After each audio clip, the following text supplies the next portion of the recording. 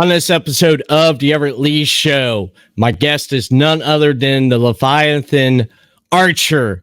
Eric Fallen joins me on the podcast, and it happens right now. The Everett Lee Show podcast, a shot of entertainment.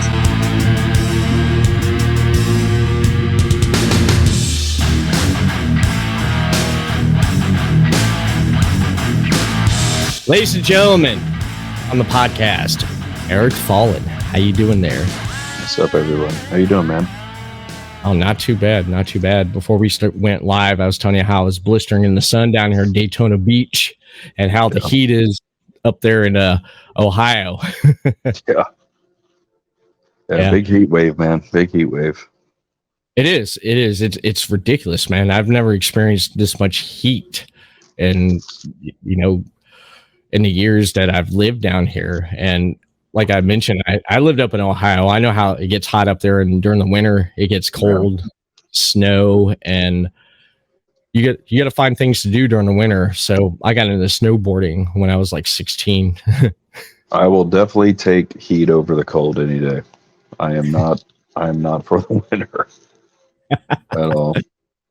Yeah, it sucks. It does. The winter sucks, because I know, like, there's been like when I was in school days, which was great. It was great. Don't go to school. You stay up. Have fun and stuff though. But when you're working, that's a different story there. I don't know, man. Like, I feel like back in the day, I feel like kids today got it so easy, because back in the day, like, it didn't matter what kind of snow we got. We were walking to the bus stop, and for some magical reason, that bus would make it through the snow. It would find a way. We would end up going anyway. So it had to be a very, very crazy event for there to not be school, because you were going no matter what. Right. Exactly. Yeah, things have changed, man. Things have changed. And I know, like, right now with like independent wrestling and mainstream wrestling, WWE, AEW, would you say this would be a good time to get into wrestling, to be a fan of wrestling, with how much content is out there for people? I'd say it's a very interesting time. Yeah. I mean, I think a lot of people, I don't know, like, I hear it everywhere I go. Like, you either have your WWE fans or your AEW fans or New Japan or whatever. I look at it like, why can't we just be a fan of it all? Like, I look at it like, I think it's a positive that there's a lot of places booming, and that the indies are booming. It guarantees people like me a job. It guarantees people like me to be seen, on bigger stages. And I mean, I think it's good for everybody, because wrestling is not just made for one type of person, like, there's something for everybody with it. And maybe you don't get what you want with WWE, so you go over to AEW, or maybe you don't like any of that style of wrestling, and you're just a New Japan guy, or, a AAA guy, or, or something like that. And that's cool too. Like, I just think that wrestling, having different avenues of wrestling, is always better than just, for so long, when WWE bought out everybody, before there was a TNA and all that, just for so long, there was just, you had one show in town, and they had so many talent, so many guys.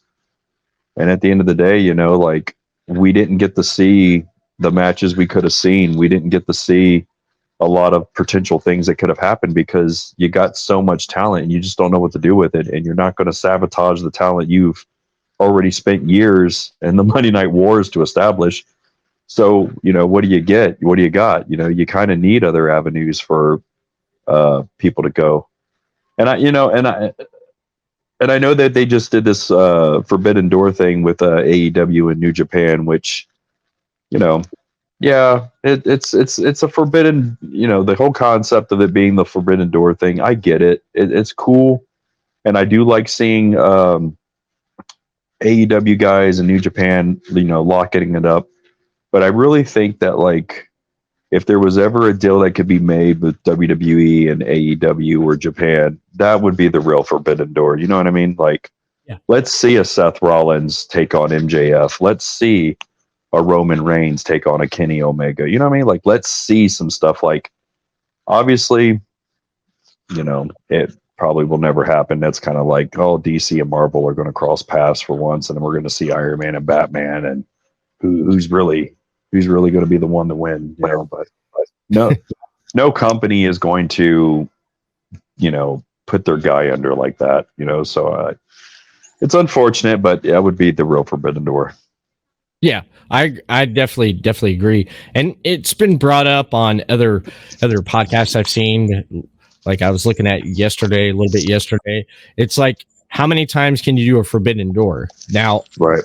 if AEW, excuse me, does another forbidden door, why don't they do it with like Impact, TNA? Why don't they do that? They got over there too. Yeah, and I know that Impact does. Well, they're not the same Impact that they were years and years ago. They're more indie. You know, they're more indie driven these days, which is good. I think the indies are doing so much better in a lot of ways that people don't see, you know, on a national level. Like the indies, I mean, yeah, you can turn on WWE and AEW and see all these things, but like you go to a really good indie show, you know, and just seeing things that like you don't see people being held back. You don't see, you know, the typical things that you would week to week, you know, on TV that you can tell, you know, is, oh, that's scripted, or all that guy's held back. You know, you go to an indie show, like, I'm not just talking about any indie show. I'm talking about like a really solid good card, a really solid good promotion with solid good talent and wrestlers, and people that actually look like wrestlers. You know, like, you would be surprised what you can find there, man. Mm-hmm. I agree. I definitely agree. That's one reason why I like the promotions up in Ohio, because of the talent and the caliber. Those guys, they put it all out there. Like with me being a fan of FGW, I could thank Robin Nelson for that there. Yeah. You know, him exposing that to me there, and me becoming a fan, and like talking with people that's on the roster there that I've had on my podcast, to see them like each week. It's amazing. Like, yeah, I had that person on my podcast, and look, they're putting on a hell of a match there, man. They're telling a great story in the ring, and it just draws me in, you know, like the production and just the wrestling, and it hooked me. And it's been great the last few years watching FGW and watching all this talent and stuff. And that's how I discovered you, seeing you on FGW, and I was like, who's Eric Fallen? And just how you carried yourself in the last few years with that promotion. It's amazing. It's amazing from when I first started watching to where you were then into now. I'm like, this is great. Another example, Jacob Rose. He look at his, like his, and you know how he involved with FGW. Ryan Michaels, Ripper Blackheart. I love talking to Ripper. Love hitting him up on Messenger, just BSing with him and stuff. You know, manager, great mouthpiece, and has some great talent there. Good roster of talent. And seeing this, it's hard for me to keep up with all this new talent. I'm like, who's this guy? Who's this guy? And I'm like, I'm amazed what they do and stuff. And throw another name in there, Amos, Scotty Amos, which I'll get to here in a little bit, which you're familiar with. Yeah, you know, it's like watching all these story arcs, man. You know, you see, it's not like FGW is kind of like a genesis for some people that, you know, were there when it started, and then guys like me who were doing this long before there was an FGW. It was one of those. It was just one of those things where it was like, you know, this is going to be a new place, starting from the ground up. It's got weekly potential to build stories, to build talent, to basically just put another really good independent spot in Ohio. You know, you got War, who controls the North, War Wrestling, and you know they're great. Yeah. They're like, I would have to say that War is probably like the best. If you was to come to Ohio, War would be the best.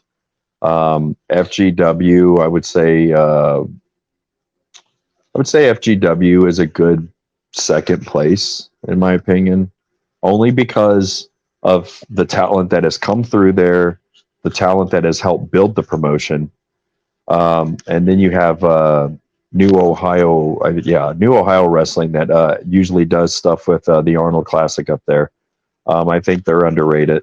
I mean, they're a really good promotion too, and I've had a chance to work with them a few times. And good people, great talent. I mean, they're on their game like, you know, straight up. And I don't know. There's just like a lot of really good promotions like popping up now.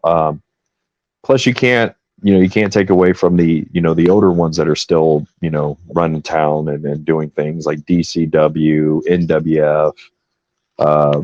You know, they got this new place called Spot Monkey Wrestling. They're making some waves. Neo Pro Wrestling, they're making some waves.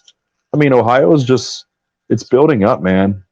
And Mhm. I don't know if I don't know long term if EC3 is going to turn Cleveland into a control your narrative. If he's going to bring his control your narrative back to life and run that. But Right. when I was up there last, that seemed to be what was in the cards. You know, because he's running his school out there and he's training people and he's trying to like take people who have been really burnt from this business and give them a second, third chance, man, and just kind of give them the tools that they wasn't given, in other places, and really try to get them out there and build their craft and try to make them some money in this. Nothing's guaranteed. You're not guaranteed to make a living in this business, but you hustle, you get out, you travel, you make the towns, you put you build your craft, man. You get your brand out in this town, that town, this state, that state, hopefully international. And hopefully, something works out long term, short term, it doesn't matter, but that's the goal. And no, I wish everybody the best, man. Everyone that's out there killing it week after week and hustling. I wish everybody the best. And I really enjoy going on them long road trips and meeting people that I've either come across in the past or in passing, or we were on shows together but didn't get a chance to really talk. Like I Mhm. enjoy like, hey, you got 3 or 4 people from this town. We're all going to get in a car together and we're going to go, two or 3 states over. It really gives you an opportunity to really get to know these people, man, and hear their stories and really understand that they're really not all that different from you. Right. Really cool Right. stuff, man.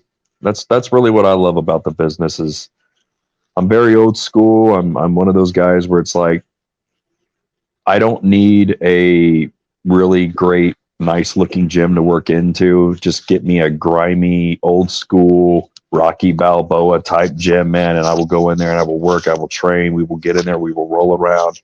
I like that stuff, man. Like that's just who I am.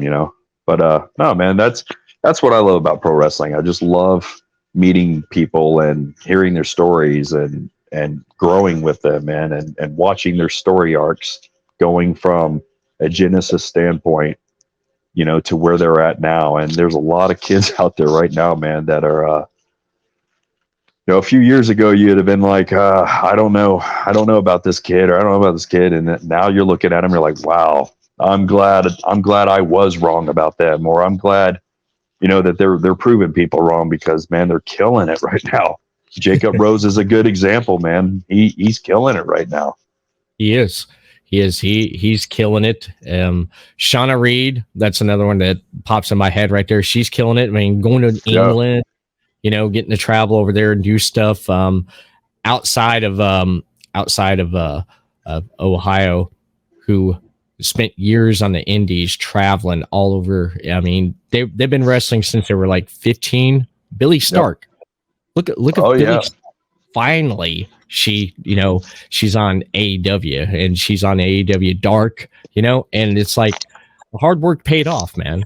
And it does. Hard work pays off to get like, noticed on a, bigger promotion and said, hey, we want you to work for us, and But it just, you know what else it is though too, man? Like the hard work does pay off, and you got to have a great work ethic. You got to be able to grind, and you got to be able to travel. And I know some people that do this, they're not really big fans of the travel. They're not really big fans of, putting in the time in the gym and putting the work in themselves. You get a few people who, oh, we could use you, oh, we could, we'll do something with you. And then they get that little bit of that taste.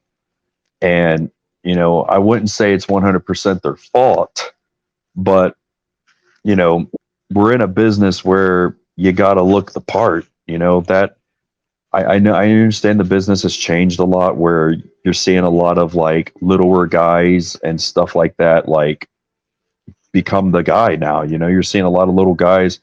You're just seeing a lot of people in this time frame where they don't need to have like a really big jacked body. They don't have to look, completely impressive to be the guy or have the talent. And I think that's okay to a degree. It's okay to come out and look like one of the people, but we can't all look like one of the people, like we're athletes, we're wrestlers, we're supposed to be not civilians. You see us in an airport or at a gas station, we're not supposed to look like you, like that's where I'm at with it. That's why I put so much work into myself, and I'm 40, man, and I'm killing myself every day to just stay in the best shape of my life. And I'm getting there, man. I'll be 41 in August. And, I look at it now where it's like, it's awesome for me to just know that I can go out there with a young guy, man. And, he's 25 or 22 and we can go out there and just have banger matches, man. And, I'm a little bit blown up sometimes, but man, when we get to the back and I know, hey man, we went out there and we knocked it out of the park, and it's like not bad for an old guy, man. Right. One, you mentioned story. One of the things that drew me to you to ask you to come on the podcast was because I've been following you for a while on social media. I see, you put out stuff like, hey, I'm going to be at this event, check out this. And I mean, you use social media promoting stuff, and then there for a while I didn't really see too much. And then you came back and you're like, hey, I'm thinking, this will be my last run, doing this. And I was just sitting there thinking, it's like for the last 3 years I've been wanting to get you on, because ever since I had Ryan Michaels on I had him back on episode 198. And that was about 3 years ago, and your name came up a couple of times. And just reading your post and stuff, and just hearing about how long you've been doing this, how long you've been in the business, I'm like, he has a story, man. He has a story, and I'd love to hear the story, and I love other people to, give you a platform to share what you've been through and how, just let people know. It's like, how did this start for you? How did you get into wrestling? How did that happen to you? What was your first exposure to wrestling? Oh, how much time do we got? I'm just joking. No, man. Yeah, I'll try to dissect a long story as short as I can. Okay. So it wasn't like one of those things where you're a kid and you just turn on the TV and there it is, and wow, I'm hooked. It wasn't like one of those. It was in a sense, but it wasn't. I guess in a way I kind of got exposed to the business on accident, I would say, because I had an abusive, father, and he was really into drugs and, all these things. He was an addict, man. And, his deal would be where he'd come home and, you know, he'd be at work, he'd come home and it was kind of his time to kind of, you know, do his thing.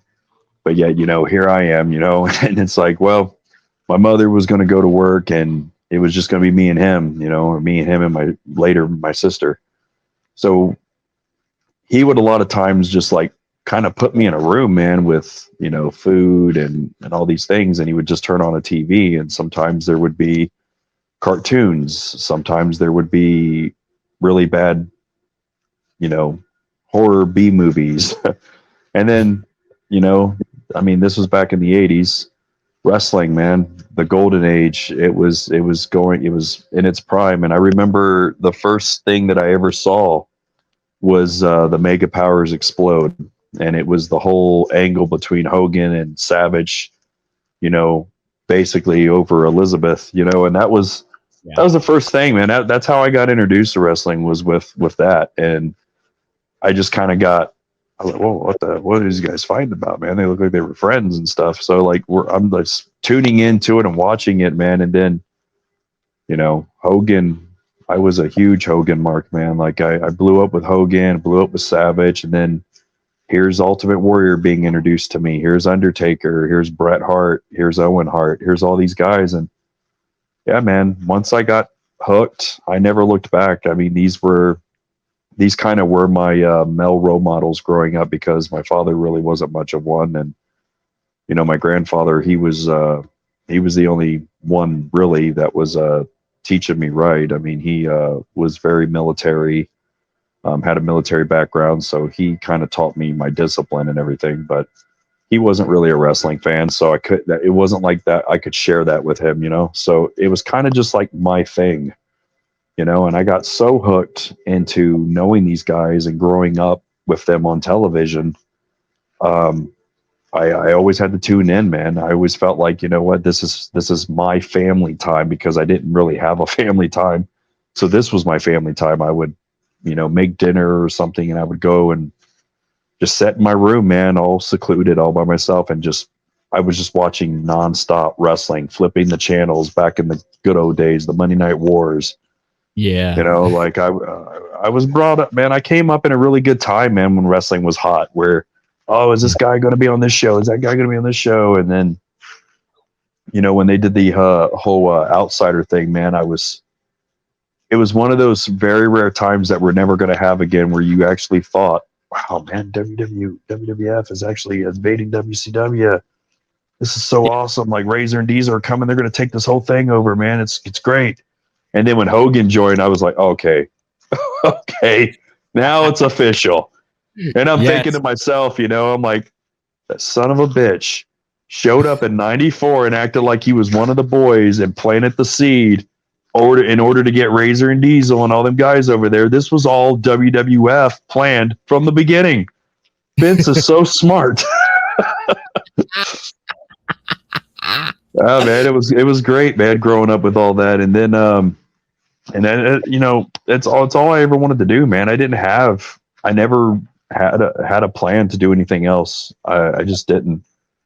You know, it's everything I wanted. You know, it's everything I wanted to do. It's everything that I thought I could do. And of course, my father, you know, wasn't really ever supportive. You know, he always kind of dogged me on it, like, you're so little, you're so small, you're never gonna make it, you're never gonna do that. And I remember one time I was like, well, I'll make a deal with you. I was like, if I can graduate high school, I know the kind of the typical thing is to graduate and go to college and all those things, but I would like to just graduate and go to wrestling school and you know, be a professional wrestler. And I knew Cincinnati had that spot back in the day with HWA, and Les Stature was running it back then, and they were a pretty big deal, man. They were developmental for WWF and WCW at the time. And I just told my dad, I said, well, if I graduate, if I do that for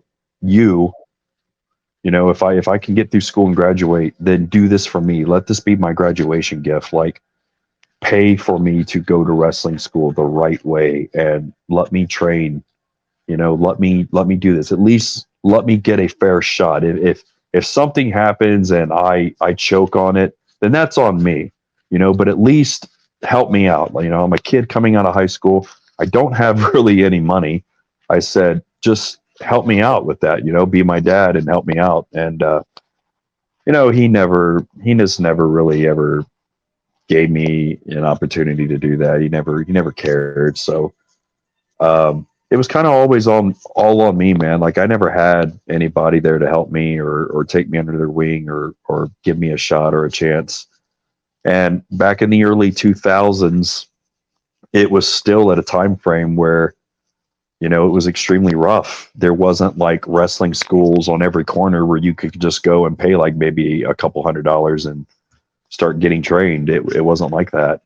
You either had to be in a real legit wrestling school or you kind of went and trained with just people who wasn't ever really trained in the beginning, these little backyarders. And then you just got stuck there, man. And I went to HWA and I had a meeting with Les and he showed me around the facility and I met Cody Hawk and all them guys. And this was like right when WWE bought WCW. This was right during the fallout in 2001. I graduated. I graduated in that June of 2001, and literally like 2 weeks after I graduated, man, I went straight to Cincinnati to try to get my foot in the door and try to, be a trainee. And he told me the deal. He said, well, it's gonna be about like 6,000, altogether. And I'm like, is that in payment plans or a lump sum? I'm like, do I get a payment plan here being a kid out of high school? Come on, cut me some slack, man. I don't have 6G just right off the bat, man. Right. But no, he was very stern. Les was he was just very stern with it. He was like, well, if you don't pay, you don't play, I mean, we might be able to work something out, but if I don't have the money, then I can't let you do anything. And so I was like, okay, this is going to be one of those things where I'm just going to have to work really hard for it. So, I had a job and, I'm trying to build up my money and save and save and save. And then just, it seemed like bad luck after bad luck after bad luck, man, just kept coming, and my car went down on me and I didn't have a car. The transmission was like completely crappy and it just blew on me. And it was like, well, now the money that I have needs to kind of go for a car because that's the more responsible thing. If I don't have a car, I'm not getting anywhere. So, I tried to go back and tell Les my situation and he just kind of stuck to his guns. He's like, well, I'm sorry to hear that. It is a tough break, but it stands. If I don't have all the money up front, I can't do nothing with you. So that kind of like, I don't know, man. That was like one of the first times where wrestling broke my heart, and I was like, maybe this isn't for me right now. Maybe this is a sign that says you're not supposed to do this right now. So I got away from it for like probably 2 or 3 years, and went and got into some crappy bands and tried to do something with music, and that didn't go anywhere. And I remember one day I went down to it was like a friend of a friend. I went to a wrestling show, and it wasn't like a big. They wasn't as big as HWA or anything like that. It was just like a local indie thing. And I remember the show, man, and I'm sitting there watching it, and all those feelings are coming back. All those juices are coming back to where it's like, I want to do this. I still want to do this. I still want to at least give it a shot. Like right. I haven't been given a fair shake with it. Like I want to give it a shot because I know I'm athletic. I was doing martial arts and gymnastics and all those things like long before I ever wanted to do wrestling. So it was like, I just want to know, like, if I can get in there and get trained properly, I think I could do something with this. I think I could be something, but if you don't ever have the right people in your corner or have the right support or have people, with your best interests under, taking you under your wing, man, it's going to be a very rough, long, hard road because there's only so much you can do by yourself, man. There's only so much you can you can have all the talent in the world, have the best look, and just be one of the best things that is not recognized or not seen, and just never go anywhere and make it because no one's giving you an opportunity or no one's giving you a chance. No one's gambling with you, you know? Right. And yeah, man. So I went to this little indie fed and I watched the show, and then they were letting people get in the ring and just kind of like goof off a little bit, and I went in there and I was just doing a couple like just doing stuff like gymnastic stuff, like break dancing stuff, and the promoter was like, "Oh, you're a pretty athletic, good looking kid." He was like, "Do you want a job?" And I'm like, "What? What?" He's like, "You want a job? Do you want to work here?" And I'm like, "I'm not even trained, man." And he was like, "Oh, well, we'll train you as we go." And I'm like, "Is that a thing?" Yeah, it's like, does it cost $6,000? Yeah. I was like, "Well, how much is it?" And he was like, "Well, he made up his own. I don't know. It was some sort of BS." But man, I was so hungry to get in, and the way I wanted to get in the right way just wasn't happening. Right. And it's not that I wasn't trying, but I was like, well, dude, if this is a foot in the door, it's a foot in the door. And Exactly. it's not the foot that I want in the door. I'm sure it's going to be frowned upon because it's not a big deal. But at the end of the day, to me it was a big deal. It's like, oh, this might be just another nobody promotion, but to me this is my WWE. This is my WrestleMania. Like, this is my moment to get in here and show who I am and what I can do. And so, dude, I got in and I didn't know nothing. And you're young. You think you know everything. You think, oh, I've watched on TV for a number of years. I know how it works. But I didn't know how to storytell properly. I didn't know how to use the psychology of it. I was just basically getting in there and just doing maneuvers, just doing moves and not even really doing them properly. And, I had some of the old veteran guys that would get in the ring with me and they would crap on me and, beat the hell out of me. And you're a piece of garbage. You don't need to be in here. You're not, you're no good. You're an embarrassment. And I remember one time, man, I got in the ring with a guy. It was two guys. One guy was from Japan, and I think the other one might have been from Mexico. I can't remember. He didn't look lucha, but I knew he was. I knew he was a lucha, but he didn't look lucha. But he got in the ring, man, and I was blowing spots and all these things because I wasn't properly trained. Right. And I just remember they took it as such an insult that I was even in the ring with them. And I just remember they beat the living piss out of me, man. Like, they beat me. I've never had an ass whipping that bad. And I mean, it was one of those like what they say, come to Jesus ass whippings. And I literally went out in the car and yeah, I did that, man. It's a common joke, but I literally went out in the car and cried. I was like, I don't even know what I did, but these guys beat me down like I was a grown ass man that like stole from them or something. Like, dude, I thought they broke my ribs. I thought they caved in my chest. Like, they beat the hell out of me. I thought my jaw was going to need to be wired. It was bad.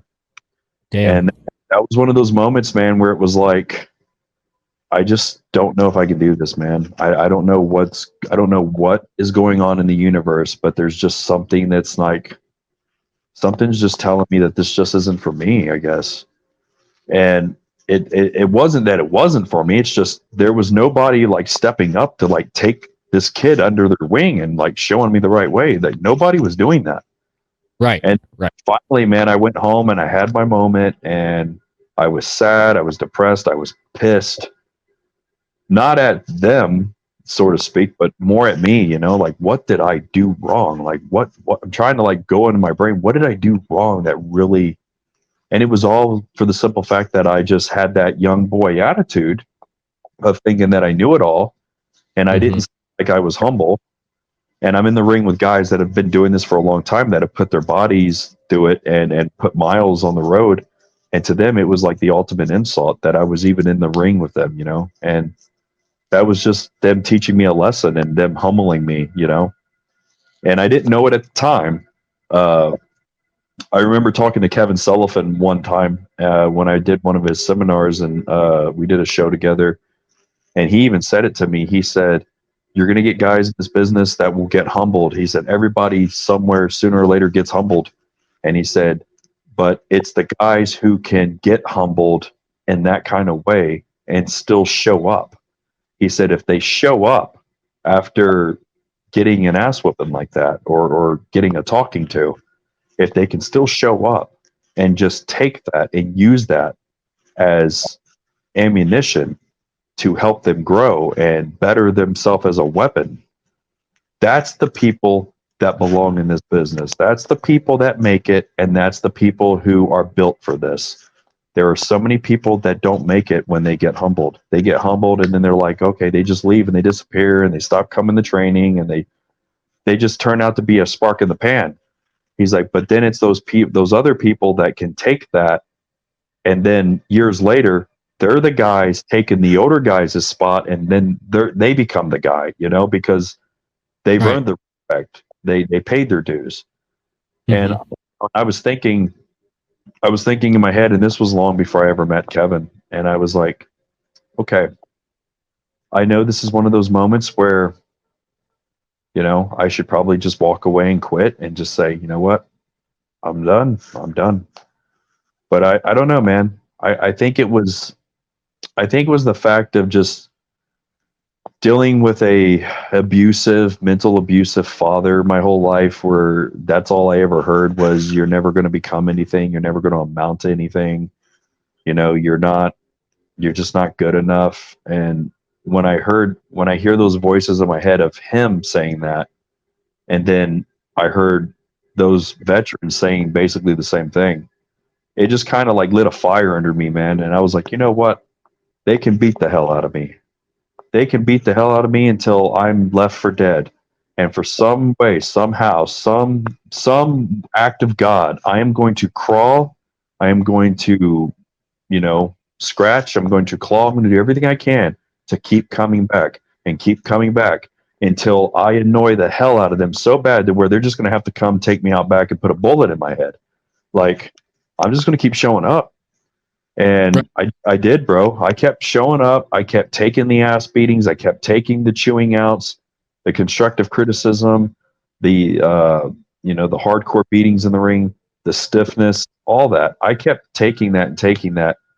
And I would go in the locker room, man, and know that everyone there hated me, and I knew everyone there just didn't want me there. And I would walk in there, man, and shake everybody's hand. And, you know, they say, you know, kill them with kindness. I wasn't trying to kill anybody with kindness. I was just trying to show them, like, you can do everything you want to do to me, man. But I know in my heart, I'm meant to do this. Whether if Right. it's on a high skill or a low skill, doesn't matter. I'm meant to be this. I'm meant to do this. I know that this is my calling, and I'm not going to let a bunch of sharks, you know, the only way you survive in a shark tank, man, is eventually you're going to have to become a shark. And Yeah. I was like, if I can just float around here and dodge these bullets and take these little nicks and then earn their respect, then I think I will have something that can catapult me into the future with this. And I did, bro. I did. I did that for like 2 years straight. 2 years of just nonstop abuse. And then Wow. finally, man, I came to a training session or somewhere one day, and you know, and I'm expecting the usual, you know, go in there and mop the floor, or go in there and bring my bags from, you know, the car, or go run and get us food or whatever, man. And then I came in there one day and they were like, um, "Hey, man, you're up tonight." And I'm like, "Oh, okay. You know, what am I going to do? Who's squashing me tonight?" "No, no, no, no, no, no, no. You're not getting squashed. You're squashing someone else. You're over tonight." And I'm like, "What are you talking about?" And they're like, "Welcome to the business, kid. you're one of us now. And I'm like, what? And it was one of those times where I felt like, wow, I'm a Hell's Angel now. Like, wow. I earned my patch. They're like, yeah, go tell that kid over there to go whatever you want, man. Go tell that kid to run and get you some food, and don't go out in the car and get your bag. They're going to go do it. And I'm like, bro, I'm capable of doing these things. He's like, no, it's not that you are not capable of going and doing your own things. This is the pecking order. And these new kids have to learn exactly the way you learned. And I'm like, okay, I get it. I still will do my own stuff, but I get it. Yeah. And after that, I just stayed humble, man, for the most part. I just stayed humble, and I tried to learn everything like a sponge. I looked at it like, you never know where you're going to end up in this business. You never know where this business could take you. So why not want to learn everything you can learn? And that's what I did, man. I hooked up with there was a guy that was coming here named Super Zeta. I mean, God rest his soul. He passed a few years back, but he was a luchador that would come in and out from Mexico over here to wrestle for HWA, and he was good friends with Cody Hawk and all these other guys, man. And he was one of the OGs, man. And I hooked up with him, and he basically taught me all the lucha style, and told me, that a guy like you would make so much money over in Mexico being big and athletic like you are. He was like, they're not used to seeing, big 6'4" guys over there moving like we do. He was like, you could make a lot of money. He's like, all we would have to do is just sharpen you up a little bit and just polish some things up. And he's like, bro, you would make a good career in Mexico. And he was like, let me train you. And I was like, oh, I'd be honored, man. Like, teach me everything. He's like, I'll teach you some things that you can do, but the things that I am teaching you doesn't mean I want you to do it. It just means, because not everything's going to make sense for you to do. But if you're in the right kind of match with someone bigger than you, or just one of those times where you're the little guy in the match, then you can pop off those things that people have never seen you do. Right. And yeah, man, that makes a lot of sense. So, I learned from him, and then I hooked up with Nigel McGuinness. I don't know if you remember him, but yes, I know Nigel McGuinness, ROH, Ring of Honor. He's now working with AEW with doing, I was so happy to hear him last week on actually 2 weeks ago on the debut of Collision on commentary with Kelly or Kevin Kelly, excuse me. I loved it. Nigel's great. I love his work. God, such a sweetheart, man. He God, what a tough break, man. Here's a guy who had the world by the balls, man, and he could have, if everything would have been great and fate would have played out where he would have been healthy, man, he would have been another one of those guys like Dean Ambrose and Bryan Danielson. I literally believe he would have went on to the WWE and became their champion. Yeah. He was too damn good not to, man. Right. Yeah. He when he was in ROH, man, he had some matches with Bryan Danielson, man. He had some good matches there. A friend of mine, Chris Carnage, has a bunch of like ROH DVDs, and he has the series where I think he has with Nigel McGuinness and Bryan Danielson, series there, matches they had. I think that's it. But yeah, health wise, I mean, he could have, man. He could have. It's like Magnum TA. Imagine what that guy could have done if he didn't have that accident, man. He was like right there, and it's like, why does life, I mean, we'll never know why. I mean, it's life, throws curveballs at people. It's like they get to this part here and the curveball just takes them out from underneath their feet there. And it's like, it's literally when they say life is a roll of the dice, every I look at it like everything you do in life, you roll the dice, man, and sometimes people get better, better roles than other people. Some people get better hands than other people, and then there comes a point in life where now those people are starting to get the good hands and you're getting the crappy ones. I mean, I think it's just the way it works, it's just the way this whole thing is designed to work for everybody, like, Mm-hmm. you know, uh, getting back to the story, man, once I got my foot in the door and once I started getting respect and, you know, getting on bigger shows, um, that's what I would do, like, I finally had a chance to hook up with Cody a few years back, and he finally, man, finally,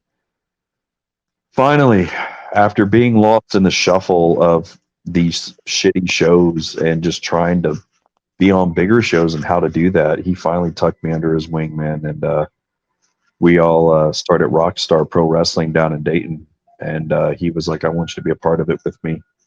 He was like, "I feel like you've been burnt," and he was like, "And I'm sorry that no one was there in your earlier to kind of grab you and mold you and shape you and take care of you." He's like, "I don't know what all I can do for you right now." He's like, "But if you just follow me and let me take you under, the wing, I can try to, maybe it's not too late, to help get you where you need to go." He's like, just give me everything you got and have faith in me. And he's like, and I'll do my best. And Mm-hmm. he's never let me down, man. Like, I love Cody, man. We're friends to this day, and he's doing cool things with Micro Championship Wrestling. Yeah. I mean, I wish him nothing but the best, and I'm actually going to go see him. Well, I'm going to try to go see him here in a few weeks when when they settle down a little bit and he's back home. I'm going to try to go out to Tennessee and just kind of hang with him for a few days. But no, man, he never let me down, man. He tucked me under his wing and he believed in me, and he was one of the first guys to ever do that. And Mm-hmm. another guy named his name's Damian Daniels. He did the same thing. He's a veteran guy out here in Southern Ohio, and he's been wrestling around the territories for years. And he did the same thing, man. Like, he tucked me under his wing, and he didn't have to. And it's guys like that I don't care whatever happens in the wrestling business, whatever fallouts anybody ever has. It's guys who really just took the time to believe in me and take me underneath their wing, man, to where it's like,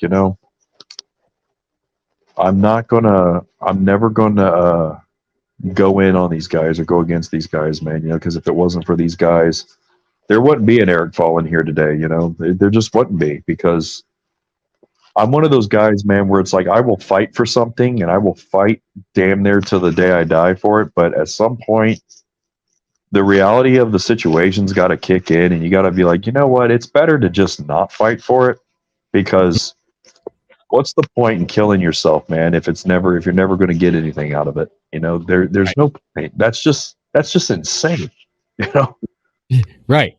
Right. You brought up Cody Hawk. Great work ethic. He's done a lot for a lot of people in the business, and one of the groups that he started, which he's was a part of. If I mean, you're looking at what happened in FGW. Talk about the 5 most wanted: Cody Hawk, Sean Casey, Big John Murray, excuse me, and Shauna Reed. And you were a part of that, weren't you, at one point? Correct me. Okay. So, I mean, I campaigned for it, but at the end of the day, that's kind of like at that time, it was like, we'll just say he's one of us, but he's not one of us, because would it ever made sense if Undertaker was a member of DX? Probably not. I'm not trying to compare myself to Mark by any means. I'm nowhere near a Mark Calloway, but Jesus, man, they have their own thing, and Eric Fallen was never going to fit into that. Behind the curtain, oh yeah, we're all 5 most wanted. But great great bunch. I mean, entertaining. And from what I've seen and heard stories, I heard everyone looks out for each other. I've had Shauna Reed on the podcast a couple of times, and one time she talking about where they were walking down the street, trying to remember where at. She said, and some guy comes by and slapped her on the ass, Yep. and everyone took off after him. They're like, "You don't touch our sister." So I was like, "Hell yeah!" The brotherhood. When I go back to the whole, because I always use this business as like a biker gang. Like we all have different biker gangs. Everyone's got their territories. Everyone's got their stables and their cliques. Yeah. And yeah, man, it's one of those things where it's like, even if you got something personal with your fellow wrestler brother or fellow wrestler sister, and there's some drama there, if we're all out together, nobody comes in between that. Like if I don't care, like say if you're in the business and me and you are working and we're traveling show to show and we're just, we've known each other for years, but let's just say we don't like each other right now and there's a problem here, and it might be one of those times where it's like, you know what? Maybe we can't settle it in the ring. Maybe we can't settle it with a beer. Maybe we just need to go real with this and just go out in the street and just have a good old fashioned, let's just kick each other's ass and then see where we're at after that. And then after that, then we'll see how far the beer goes after that. But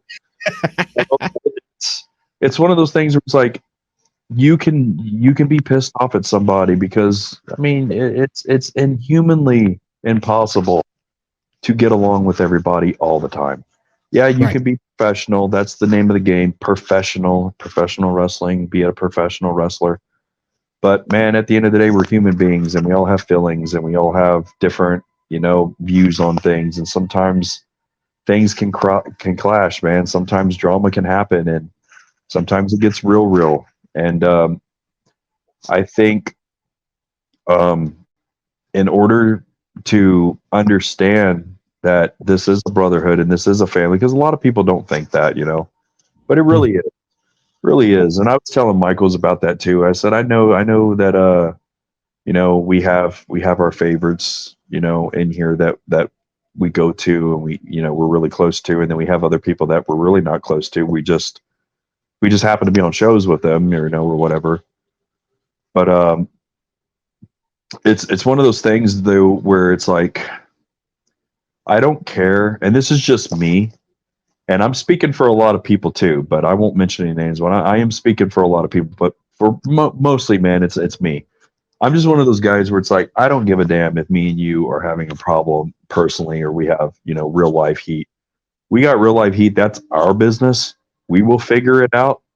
But if we're in the same bar together and you're on one side of the bar and I'm on the other side of the bar because people just don't want me and you to go to blows, that's one thing.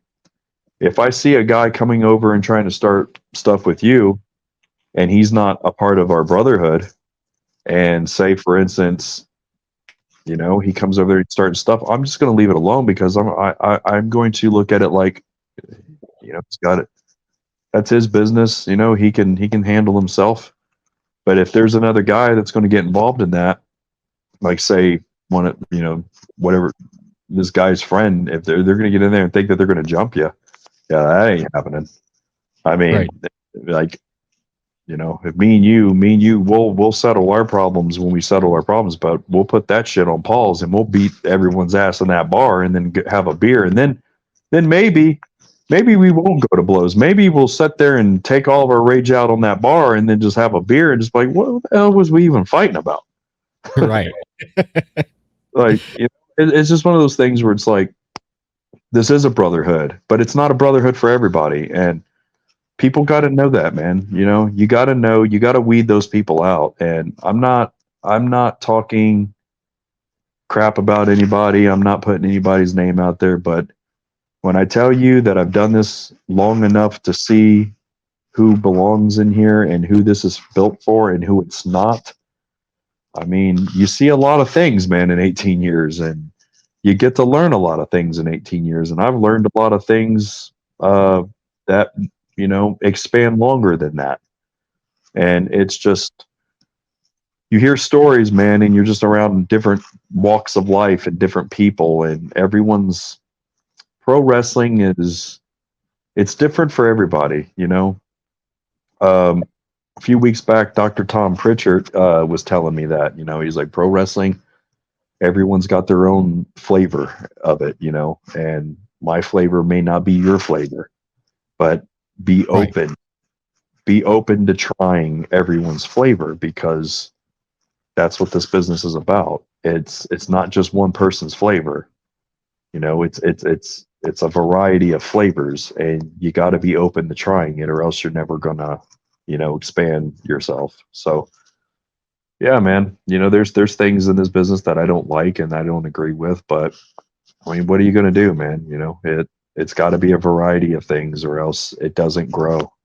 It just Mhm. doesn't. Talking about factions again, Right. and like when I first started watching FGW, Darkness Worldwide, David Barnabas Specter, Evil Nate, Harley Fairfax, Scotty Amos, and Eric Fallen. Mhm. How the heck did that come about there? Was it something that you were approached with by? How did that come about with Darkness Worldwide? Because I loved David Stockwell. I mean, yeah, Barnabas Specter. I liked he put on some entertaining stuff there. I mean, come on. I mean, with Billy. I mean, there was some entertaining stuff there, but with Darkness Worldwide, it ran its course there, but everyone broke off and did their own thing though. But when Darkness Worldwide was together, you guys got some heat, man. Tell me about that there, about how that came out. I wouldn't say that it ran its course. I would say it was more or less cut short, probably because there's only so much you can do with something that people don't understand. And, you know, uh, you have, and I'm not trying to bury anybody or put anybody under the bus here, but when you got the five most wanted over here, and they're pretty much our DX. And then you got, all these other little things going on. And then you got Darkness Worldwide, which is basically the band of misfits. Here we are pretty much the Ministry of Darkness. And, you know, I just feel like, no, it could have went a little bit longer. Um, when William Wolf was exploring with the Billy character, I mean, I thought that was good for him. I thought that was over for him and that was great for him. And I was totally pro Billy. I understood what he was doing with that, and I was totally cool with it. Now, when that started to incorporate with Darkness Worldwide, I thought, well, it's okay to do this here and there as long as we can get to a story to where it's got an end game to where it's like, okay, we've had enough fun with this jackass. Now we're just going to kill him, you know? And Right. then it will prolong a story with whoever comes out to be his saving grace or whatever. But because you look at it, like, you got Eric Fallen, you got Harley Fairfax, who is a legit black belt in real life. She can legitly hurt you and kill you. She's legit. And then I'm legit with Brazilian Jiu-Jitsu, and then David, he's just got the brain. He's like the Anton LaVey of it all, like the high priest and Evil Nate and all these characters that can legitimately like hurt you. And then you got this guy running around here. He doesn't know his ass from a hole in the ground. It's like, what are we doing with this guy? And I didn't feel like, I thought like when the Billy stuff started to happen, it kind of was taking away the seriousness of what we were supposed to be about. Right. Right. Like I said, I'm okay with that, here and there, but when that becomes more of what we're about and what we're doing, you're Mhm. pretty taking something that we were trying to establish as a serious thing and you're watering it down. And once it gets watered down, it's really hard to undo what's already been done. And I still represent the Darkness Worldwide thing in different places because I mean, it was never a group that I left. It was never a group that I, ever wanted to ever, go away or disband. But, it, I thought it was great. I mean, and it's one of those things that, like, if David ever decides to bring it back, or it's his baby, he can take it anywhere he wants. And if he brings it back, then he's got the right people that can, make the town with him and do it. Like, he's got Amos, he's got Harley, he's got me. It's not hard to send a phone call out and we all go get together and go to a show out in Texas or Tennessee. And that's what we're being brought in as, is Darkness Worldwide, like it was what I liked about it, to be honest with you, and what I really liked about it, it reminded me of like a really, really satanic, dark X-Men, if that makes sense. Because you had, David, basically Professor X. Then you had, your animalistic killer. You had Harley, you had Amos, you had all these different people that had their own different characters and their own different personalities and these things. And it's like they all bring their own strengths to making this group. And it's just, I mean, that's literally what the X-Men were. You had all these different people with their different abilities coming together and making this one badass group. So, no, man, I liked it, and it was one of my favorite things that I've done. And me and David are actually going to be doing some more stuff together coming up here soon. Actually, hopefully with the School of Morton down there with Ricky Morton. Nice. We're in talks with that, and we're still doing stuff with Control Your Narrative with EC3. So I don't know, man. David is a very smart guy, and he doesn't get the credit sometimes that he deserves. But that guy, to me, I know he's gotten a lot of flack about being another, sinister minister, another James Mitchell lookalike or ripoff or whatever.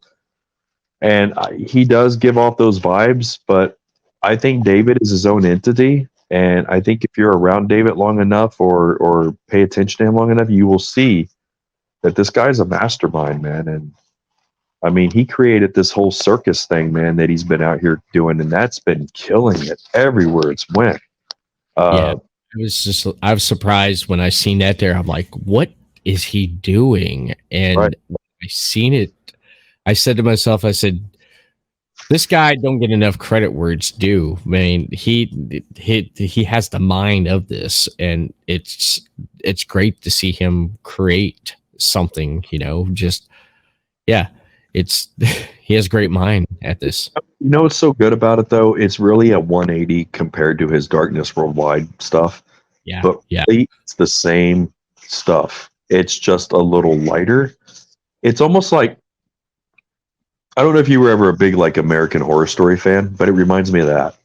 It reminds me of, like, you have American Horror Story, let's say American Horror Story Cult, where it's all satanic stuff. And then the next season, it's all going to be circus related. It's still going to be dark and creepy, but it's going to be more lighter and fun, just still dark and creepy, but in a lighter, in a lighter light. And I feel that's what the circus is. It's basically Darkness Worldwide, but in a lighter note. So, right. I mean, I just think the dude's a genius, and there's no telling where he can go and how far he can go with this. I mean, I know for a fact that he's got a lot of big people right now, like he's on their radar. So if something happens with David and he can strike gold and get a big deal somewhere, man, I mean, I hope, I wish him all the best. And I mean, that's what we're all trying to do, man. We're all just trying to get some sort of a break here. Yeah. If I'm hoping like something does happen, because it'd be, I mean, why would you not want to have someone like this who's creative, who the gears are always going? He's always thinking of something and doing something. One time, it was a couple years ago, me and him, he wanted to do like some kind of angle with me. So we were talking. So he called me out. I called him back out. Some words went back and forth and stuff. Eventually, what was going to happen was I was going to come to Ohio. I was going to show up at FGW, but it started and then just nothing else ever happened. And I'm like, I was like, I was going to make a trip up there to FGW. I already talked to my wife. I'm like, I'm going to Ohio. And she's like, what? I'm like, I'm going to Ohio.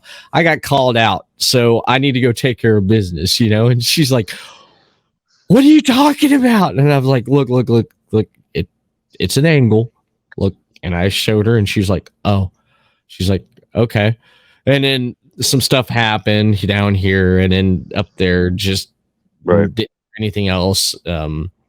Just David, some stuff came up my end and the angle got dropped, but I was having fun. I mean, just we were cutting promos on each other. I thought it was great. I was just like, wow, this is great, because I kind of took some of my heel persona Right. I used commentary for Knockout Wrestling and applied that. I was like, yeah, I'm going to apply a little bit of this here, what I learned doing commentary and being a heel and stuff. And this is so much funner being a heel. It is, man. It is. I remember at one of the shows, I think it was one of the shows it was Adrenaline Wrestling. That was the last place I did commentary for before. It's been almost a year now since they shut the door, but I told some of the boys there, because they're like, oh, you're doing commentary. I'm like, yeah. I was like, okay, well, they're giving me some information stuff. I was like, oh, you're a face. I said, I'm gonna talk shit about you tonight. And they're like, what? They look at me like, what? Because I was just upfront about it. I'm like, I'm gonna talk shit about you. I said, I'm gonna talk shit about you. You're the heel. I'm all for you. I ain't for you tonight, man. All right. I was up front telling them. I said, wait till you hear the commentary back on this. And, that's missing in so many places, believe it or not. I love it. We can get a baby face commentator and a heel commentator, and they just play off each other. I love it. Oh yeah. It's missing much today, man. Sometimes you'll just get two people who want to be all for the baby faces, and they bury the heels, and it's like, come on, man, let's balance it out here, man. Don't you remember Jerry Lawler? Don't you remember Bobby the Brain Heenan? Don't you remember Larry Zbyszko? Like, come on, man. Let's Rowdy Piper. Let me throw that in there, Eric. I don't know. Have you ever seen any Roddy Piper's Georgia Championship Wrestling work on commentary, or damn, he's well known in wrestling. Damn, why am I Sullivan? Not Sullivan. Damn, I can't. My mind went blank, dude. It's just Gordon Soley. Soley. There we go. Yeah. Georgia Championship Wrestling. Look it up on YouTube. Piper doing commentary with Gordon Soley. Oh, Piper's all heel, just tearing down the baby faces and stuff. This is what you saw a little bit of on Saturday mornings on WWF Superstars. Yeah. I drew, when I was 5 years old, Roddy Piper. I seen Roddy Piper pick up a coconut and knocked it in the head of Jimmy Superfly Snuka. I was like, who is this guy? My brothers were cheering for him. At my house, we cheered for the heels. We loved Ric Flair. My dad hated Flair. My dad threw out TVs out of the front yard when Ric Flair was on TV because he couldn't stand him. He was a Dusty Rhodes guy. Neighbors like, yep, Ric Flair must have been on TV. He threw his TV out the door again. I would have definitely welcomed over at your house because when the Saturday morning cartoons were on, man, I was all for Skeletor, Shredder, and the Cobra. And I was all Hill, man. I thought the Hills were so much cooler. They had better looks, better outfits, better weapons. Like, why the hell is everyone rooting for why is everyone rooting for these clowny ass?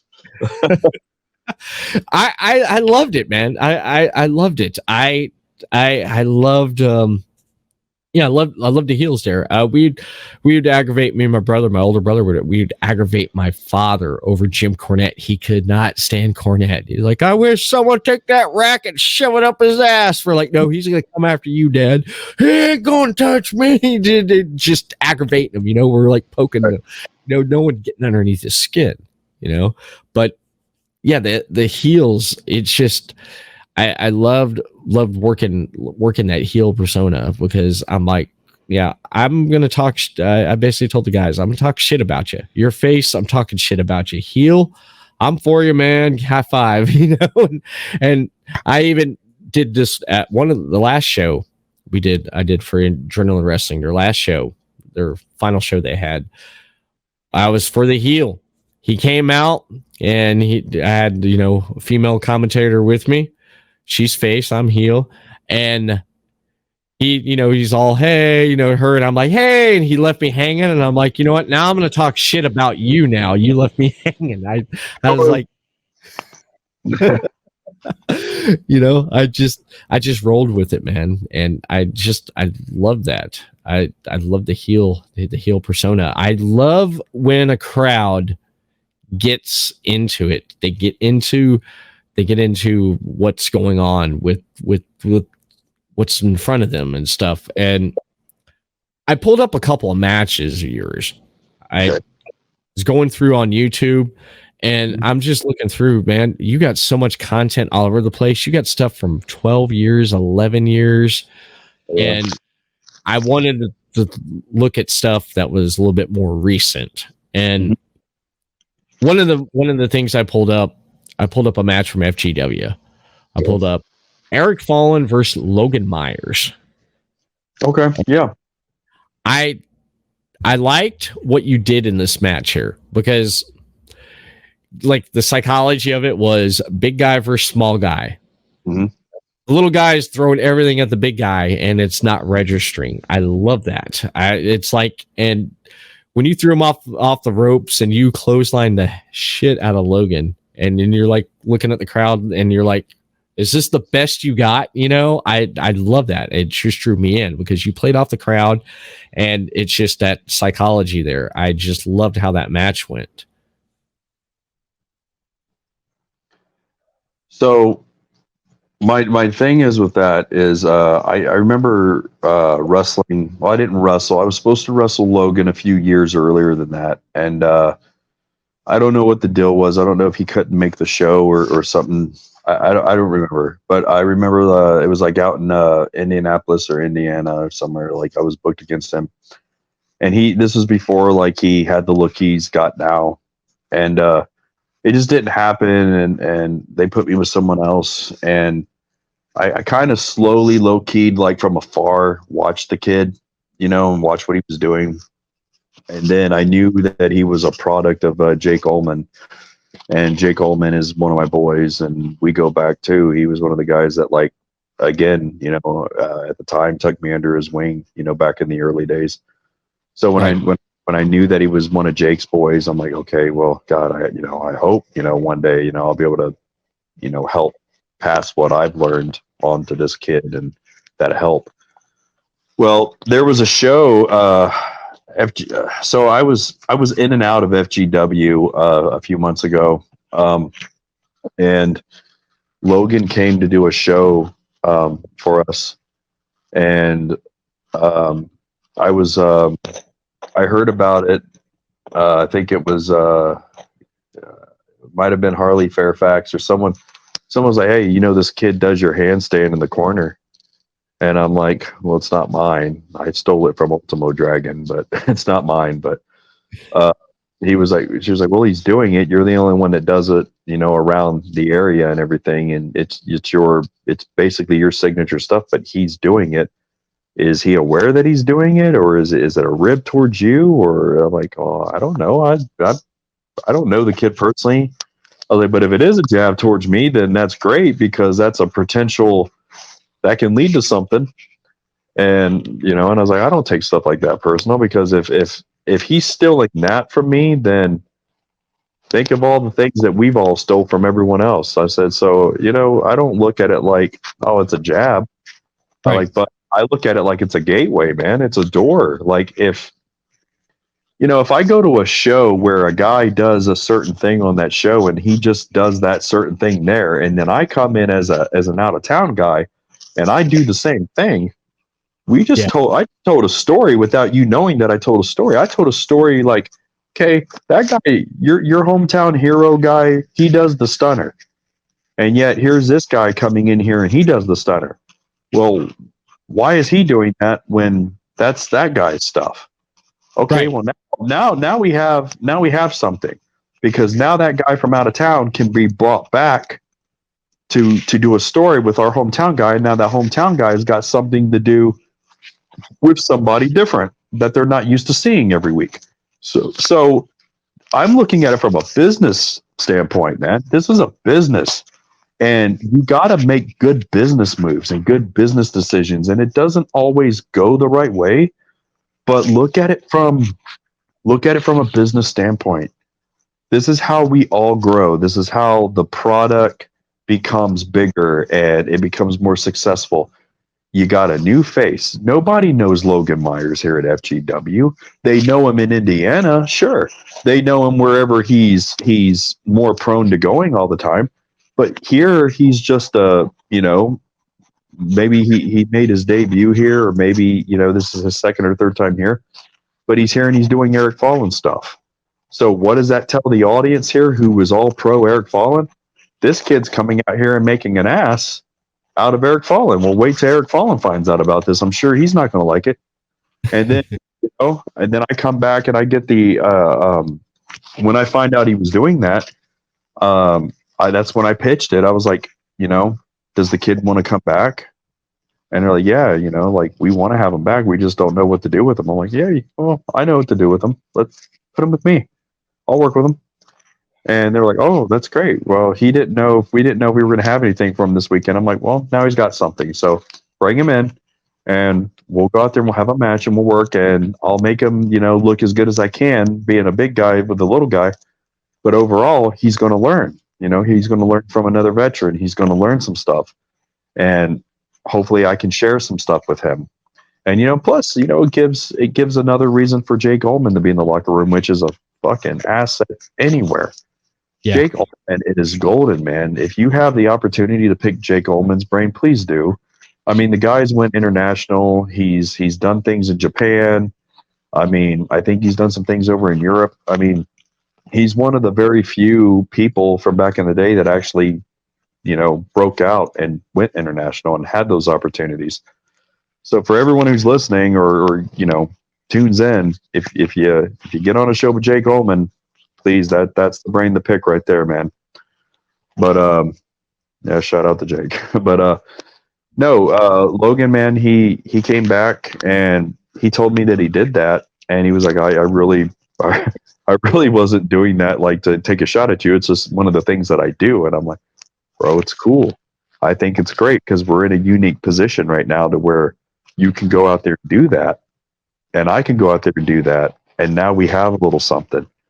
I was like, but I'm not going to do it in this match. People are going to expect me to do it, to be like, oh, mine's better than yours, but I'm not going to do that. I'm going to let you do it, and then I'm going to sit there and take it like for what it is. Like, okay, you're out here being a little show off, a little smart ass, trying to shut me from my own house. And I'm going to let you just run around here like a little jackass, and then finally I'm going to have enough playing with my food, and I'm just going to kill you. But at the end of the day, we told a story that you came in here being a cocky little ass, and okay, you might have knocked that guy off this week in your debut. You might have knocked that guy off, but here the whole time you're mocking a bigger dog in this yard. Well, that dog's been roaming the neighborhood, but that dog came back home, and that dog's in the yard at the same time you're in that yard. So what's going to happen? So I don't know, man. I had a good time with Logan. He's one of the youngins out here, man, that's killing it, man. He's getting his look down. He's getting his whole thing, man. I mean, he reminds me, the way he's looking now with his longer hair and everything, he's kind of giving me maybe this is just me, but he's kind of giving me a little bit of the Doors vibe, like some Jim Morrison vibes. Uh, I'm not sure. I don't know where all he's going with that look, but that's the vibe I'm getting from him. But overall, man, I think the kid, he's a great listener. He's come a long way from when I first heard about him, and he's got a great learning tree. You know, he's got a really great learning tree. I think in the next 10 years, man, I think Logan Myers is going to be one of them names that you're going to see on some really, really big stages. So, I mean, other than that, man, I had fun working with him. And he's one of those guys where it's like, if I find out that like I'm going to be paired with him or work with him, even though he's, you know, even though he's still reluctantly green, it's going to be a good time because he's easy to work with and he's coachable. And guys like that, you can have a great match with anybody with guys like that, man. That's amazing. That's amazing. I was entertained by the match. I loved it. I loved with everything that went on. I mean, he sold good, man. When I look at someone, taking a move and how they sell it, and he sold, and I'm like, yeah, this kid's doing great, man. And it was a great, it was great short match, but there was enough story there that it drew me in, and I was like, wow. But that's cool to know that the backstory on that right there. That's amazing. That is amazing.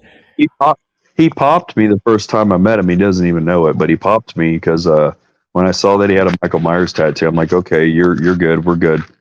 Like, you're in the club. Nice.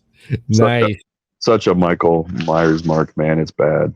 But hey, just JJ McGuire told me his story. JJ McGuire, God rest his soul. I miss him. I miss talking with him. And he came down here in 2019 and he stayed a week with me here. And when Jimmy Hart had his place over at Beachside, I just go over there and I think it was like Tuesday nights when I was off. That's when they had SmackDown on Tuesdays. I'd go over there and just watch wrestling with the mouth of the South and just let them explain stuff to me. And I'm like, oh, wow. Give me a better understanding of the, what was going on. And he's calling stuff like, this is going to happen. And then I'm like, no way. I was just amazed by it. But JJ was staying here and he told me a lot of stories. And one of the stories he talked about was they were at a show and he was in the back there. Everyone's in the locker room and Hogan's like, McGuire, what's the crowd look like out there? So JJ walked over and he pulled the curtain. He looked back and he said, yep. He said, yep, the arena's filling up with marks. And all of a sudden he heard in the back, he heard Macho Man holler, McGuire. And he's like, we're all marks, brother. Say that too, man. And I still to this day, man, I get dirty looks or I get people that talk shit, and it's fine. It's people's. Yeah. There's people's egos, man, in this business that are bigger than their own good. And I was told a long time ago, and that was included into my come to Jesus ass whooping that I got.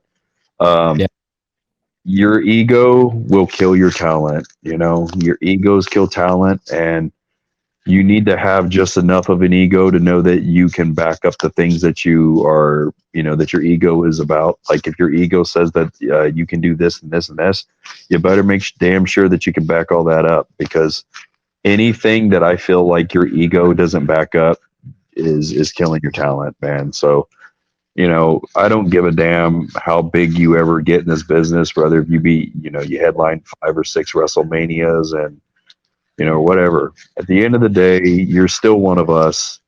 You're still in there taking the same bumps. You went through the same kind of training as we did to learn this and do this. To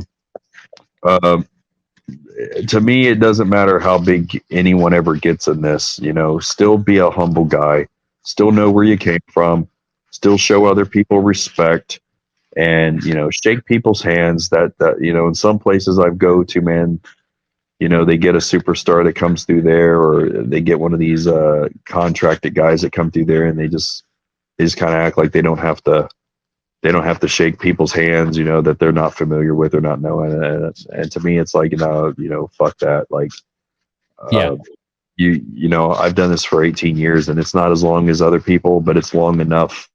When you talk about the injuries and you talk about the miles and you talk about, I wake up every day in pain. I get up out of bed every day and I'm hurting. Something on me is always in pain, and yet I tough it out. And I go to the gym and I work hard on my body and I work hard on my diet. And dude, I am out here rolling around with these youngins, rolling around with some of these old school guys. And, I'm doing the damn thing, man. And don't know how much longer I'm going to do it. Don't know what's going to happen. I just know that I'm giving it all and I'm going forth. And I've never been too good to shake anyone's hand. I don't care if you're the janitor. I mean, I'm literally, if I walk in the building, I don't give a damn who you are. If you're standing in that building, if you're in that building and you're not a fan, but you're in that building, I'm shaking your hand. That's me, bro. That's me. That's how I'm built.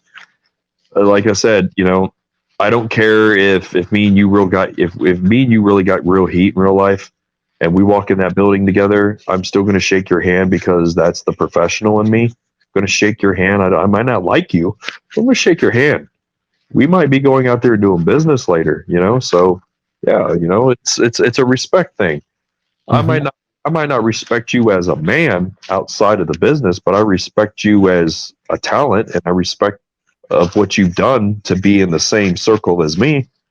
So, we're, like I said, we don't all have to like each other. There's not a code that says, hey, you got to like everybody that you do this with, because you don't.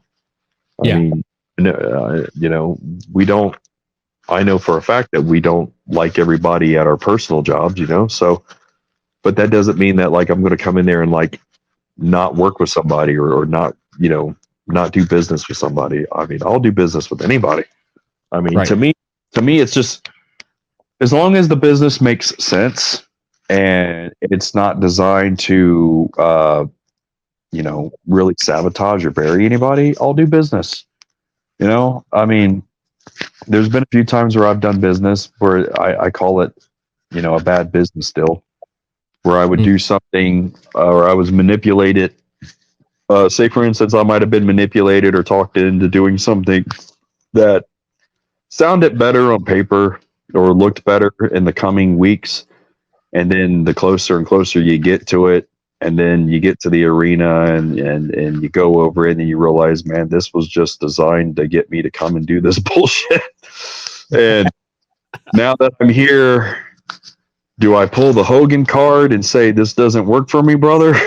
or, Oh no, not the Hogan card. Yeah.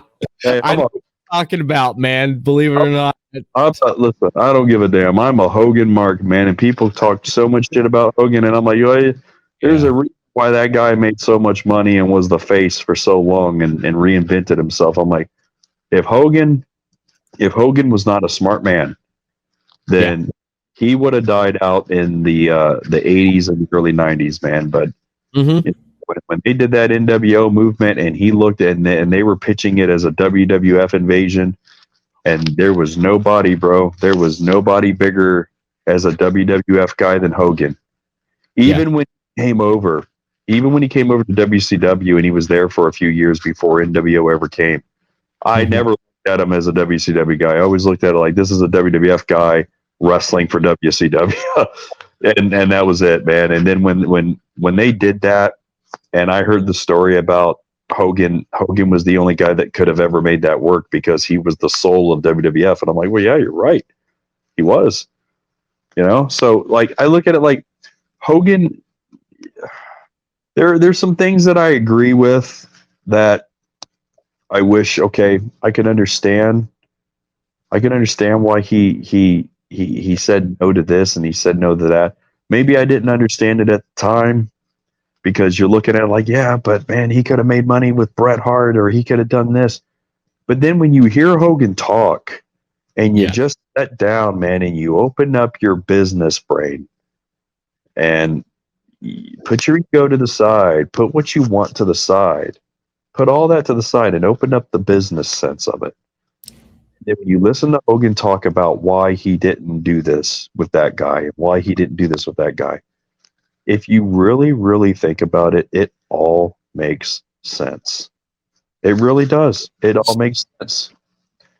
You know, he didn't want business. He didn't want to do business with Brett back in back in around that WrestleMania 9 time.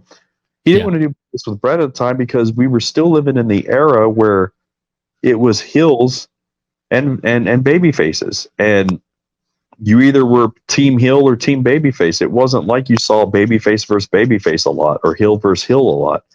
Yeah, I mean, I think what he was saying that like he was kind of going off of like when they did the whole Hogan and Warrior thing, you know, and it was face versus face, and he was trying to Warrior the torch, and Warrior wasn't ready for it, you know, and then we all learned what happened after that. But I think he was looking at it like, well, if Brett's going to be the next guy, you know, then he's going to be the next guy regardless. And he was like, and you want me to pass the torch to a guy smaller than me? You know, yeah, we could try to make sense out of it. But at the end of the day, Hogan was looking at it like, I still got to protect me and I got to protect my brand. And I'm going over to another company and I can't go over to that company being booed or being trashed. I got to bring what I've built here over there so it can make me money. Brett's going to stay here, you know? So when I look at it like that, yeah, I think from a business standpoint, you would protect your business too. You're going to protect your brand too, you know? You're not going to do anything going out the door and going into a new door that's going to hurt you. So no, I don't blame Hogan for that at all. You brought up WrestleMania 6 there, Hogan and Warrior. Do you know like Hogan asked Vince, like, since I'm passing the torch to this guy, something needs to happen because he's walking off. You know, he took that long walk to the back after he lost. Right. And Hogan was like, I need to attack him. Like, you know, turn around and attack him. And Vince is like, turn your heel? No, I'm not doing that. And he's like, no, come on. This would be the perfect timing to do this. Because Hogan was wanting to change. And Vince wouldn't do it. Vince would not turn him heel. But when when he went over to WCW, I mean, look how much merchandise the NWO did. Look at the stories, look at the stuff that went on and everything and stuff that happened with the NWO, you know?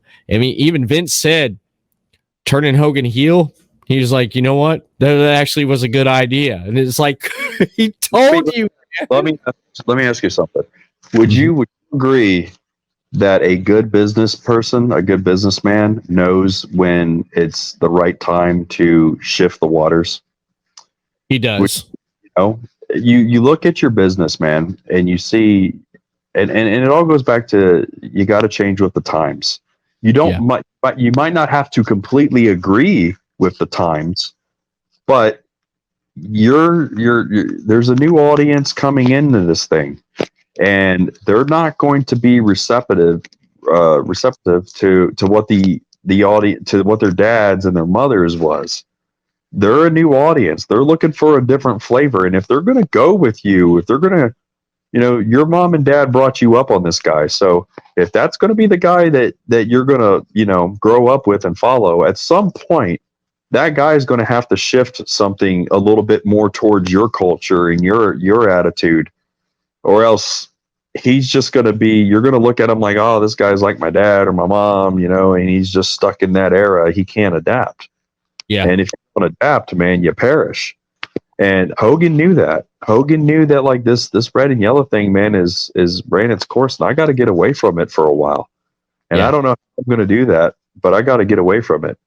And they tried that, you know, before the NWO happened. They tried that with the Dungeon of Doom thing when, like, oh, we're going to bring Hogan and we're going to make Hogan shave his mustache off and make him more of a darker Hulkamania. And I wouldn't say that it didn't work. It just wasn't the right time for it. You know, it wasn't the right story for that.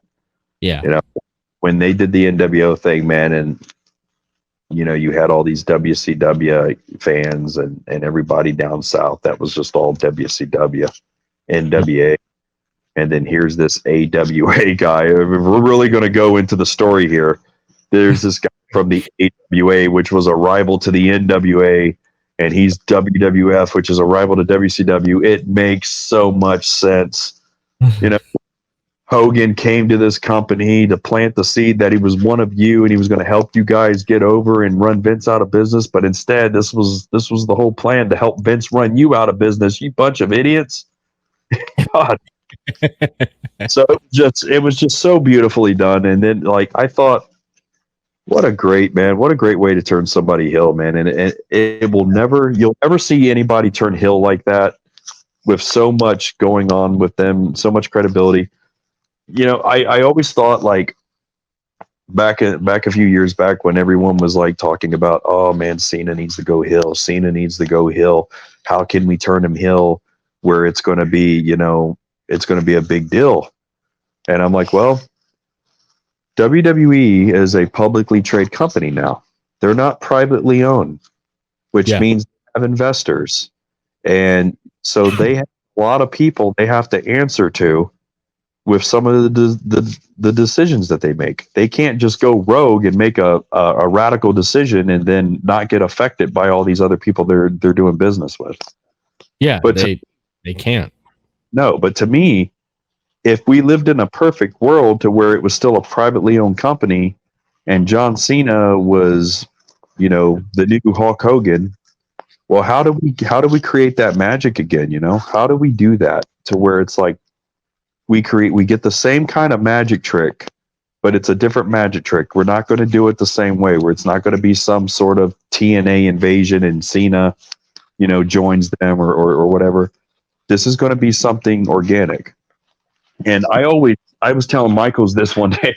We were traveling to Chicago for a show. And we were talking about this, and Michaels was like, I don't know how you would turn Cena heel, because everyone was just like wanting it so bad that if you would have done it, you would have just gave them what they wanted and you still would have been cheered. And I'm like, okay, that's a fair assessment. But I'm like, to me, if this was a privately owned company, because Michael's Ted told me, he was like, well, I don't know, Fallen, you think you're so smart. How would you have turned John Cena heel? And I'm like, bro, it was right there in front of everybody the whole time. Hell, the guy has made it very publicly known that he's a Make-A-Wish founder or a supporter. He's doing all these things for these kids. I said, you're telling me that a right business move, you can't get a kid as a plant, as a fake Make-A-Wish plant, and have him in the ring, and one day Cena's out there and he's just drugged, he's tired, he's doing all these things for all these years for the company, and he just says, you know what, I'm tired of being this guy. I'm tired of being demanded to do this and this and that. I want to go on doing other things. You know, I'm at a place in my life right now where I'm bigger than this company. I'm bigger than everything here. And all I do year after year, I do it more than anybody here. I'm always doing stuff for the kids. I'm always doing stuff for the Make-A-Wish kids. And at the end of the day, you know what I see? I see people who have Randy Orton pictures, Rey Mysterio pictures, Undertaker pictures. He's like, if all these guys matter to them, then why aren't these guys putting in the work than what I'm putting in? He's like, but no. It's always about all these other guys. He was like, but yet Cena's the one doing the work. And then just have him go off into this big emotional promo, and then just, you know, you get a kid in there to look like he's in a wheelchair or something, and just have him snatch that kid up from the wheelchair and give him the, you know, the attitude adjustment, and then put him in his submission hold, man. And you know, that make you go complete nuclear heel. And I don't know, man, but hey, it's get people talking and be getting you heat right there. Oh, that'd be a good way to do it. That'd be a good way to do it. John Cena, 2010, right before his deal with 2011 with to me, one of the best rivalries in WWE in 2011 was John Cena CM Punk, and it, you know, you saw what happened at Money in the Bank. I mean, one of my favorite matches with CM Punk was with John Cena, and at that, you know, in that year there. But Cena came to Vince like Hogan previously. I want to go heel. You know, Vince is like, all right, let's turn you heel. What do you got in mind? You know, and Cena laid out this idea and just like this look for his heel persona and everything. And Vince was like, okay. And so Cena got with a person and had this whole new heel outfit, you know, ready to go, gear, new gear, everything that was he was going to wear when he turned heel. At the last minute, Vince said no.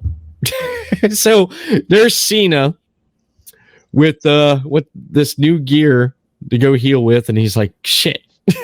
I spent all this money on this stuff. What the hell do I do with it now? So he actually gave it to one of the boys. He was like, here's your new ring gear. and it was never brought up again, you know? Ain't that crazy? Vince is smart enough though, man. Like he's smart enough to know that he's not going to jeopardize his golden gooses, man. Yeah. And Vince will look at it like, you know what? Yeah, it might be time for that to kind of happen. You know, the fans might moving in that direction, and you might want to do that. But I know that I can get a few more. I know I can get more miles out of this wagon, so I'm going to get it for all it's worth. Right. You know? Yeah. I can't make any money if you're not. No one's going to want to make a wish with an asshole. So no. You're still going to be the guy. Yeah. You mentioned Ryan Michaels, man. I love his ring work. I love what he does and stuff, and I love how passionate he is about the business and stuff. And one of the things I mentioned on his podcast, because Ripper brought it up, and Ripper's like, you got to ask him about it. So I was like, okay. So I asked him about it, and he told his version of how this happened and stuff. You probably know what I'm talking about, or do you not? What I'm going to ask you about. We'll see. I just love that look there. Like, we'll see. Top Guns. Oh, well, Top Guns. So I don't, other than the fact that he's just a huge Tom Cruise mark.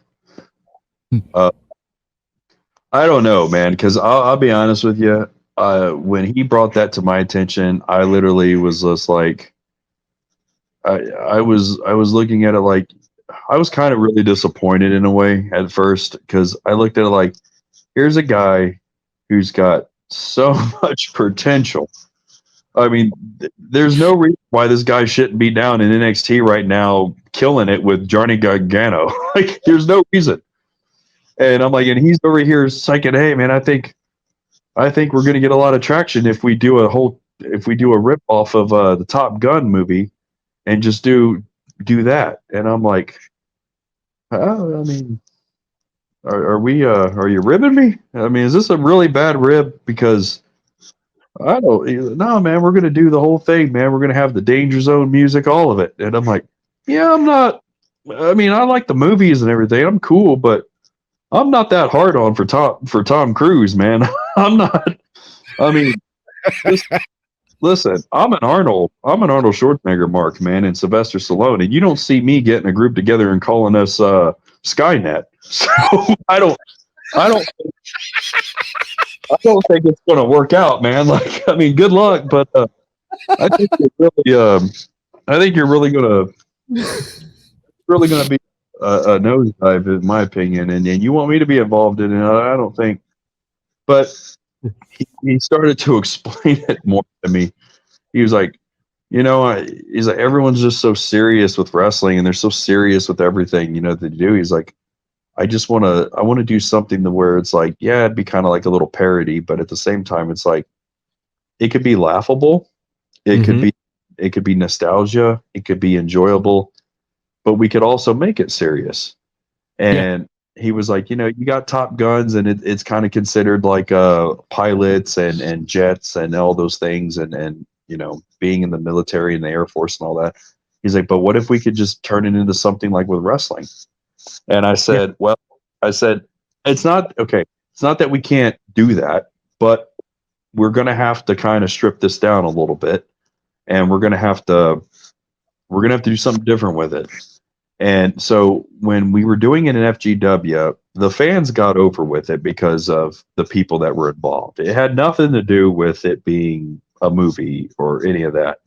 It was just, seeing Ryan Michaels coming out with his aviators and all that, and the guy's already raping everybody of their shit anyway. I mean, you look at him, he's Triple H, he's Bret Hart, he's Scott Steiner, he's all these things, Taz with the little towel thing he's got going on. And so it's like he's already raping everybody anyway. So why not go over to Hollywood and rape Tom Cruise and Val Kilmer and Goose and all them? Why not? Let's just continue it. So it wasn't a big deal, and they liked it. I really thought they were gonna crap on it, man. I really did, but the FGW fans and everyone that was supporting us over the years, man, when they called on to it and it caught fire, I'm sitting here thinking, I'm wrong about some things. I'm not right about everything, which is good. You don't want to be right about everything. Mm-hmm. But it's one of those things where it's like, I'm really kind of pissed off that I was wrong on this or right on this. But I told him, I was like, I don't mind doing it and being a part of it, but we're just going to have to change some things up with it. Mark Magnum. Yes, I was gonna say, yeah, Mark Magnum. He was a part of it. Yeah. Well, they were the originals, man. Really, like it was really their thing. It had nothing to do with me, but they wanted a third guy, and I think, and I don't know if Rose knows this or not, but I think there was a time where it was supposed to be. I think, don't quote me. I think it was supposed to originally be Ryan Michaels was the leader, Mark Magnum was the enforcer type guy, and Rose was going to be the prodigy, and that was going to be the top guns right there because they were just going to be three good-looking guys, man, with aviators, getting chicks, doing all these things, and Rose wasn't ready. He was so young, at the time. He wasn't ready. Mark was coming to an end because his back was just giving him so many problems, and every time he went out to the ring, like his back was just killing him.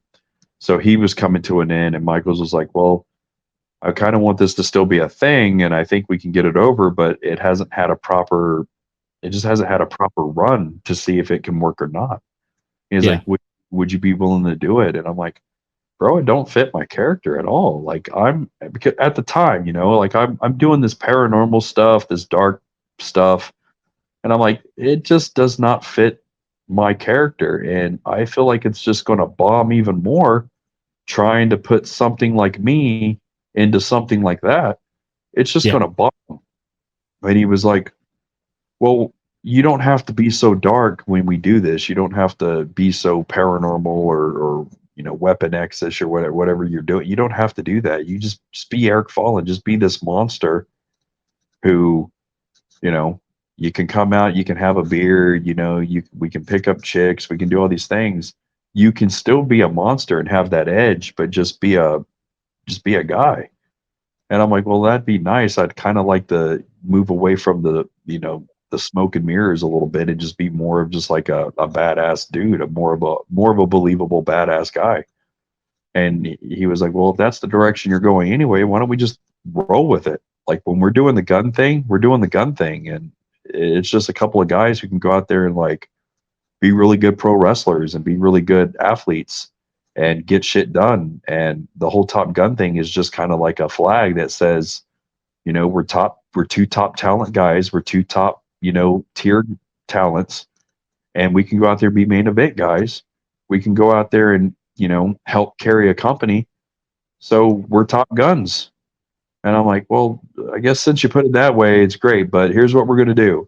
We're going to change the logo. We're going to take the S out and put a Z in there. I don't know why that makes it even like less cool or more cool, but we're just going to do that. Yeah. And when it fell apart at FGW, man, like he kind of buried it and it was done. And then we got our deal in Chicago, and the guy out there in Chicago, his name's James Duck. He's the promoter out there, and he runs like Windy City Championship Wrestling. Yeah. And man, he's basically reviving that company. That company used to be a big staple in Chicago, and he's reviving it. And he's looking to get like the best talent around. And he reached out to Michaels all because Ryan Michaels had the look. He's got the body, and he saw some of Michaels' stuff.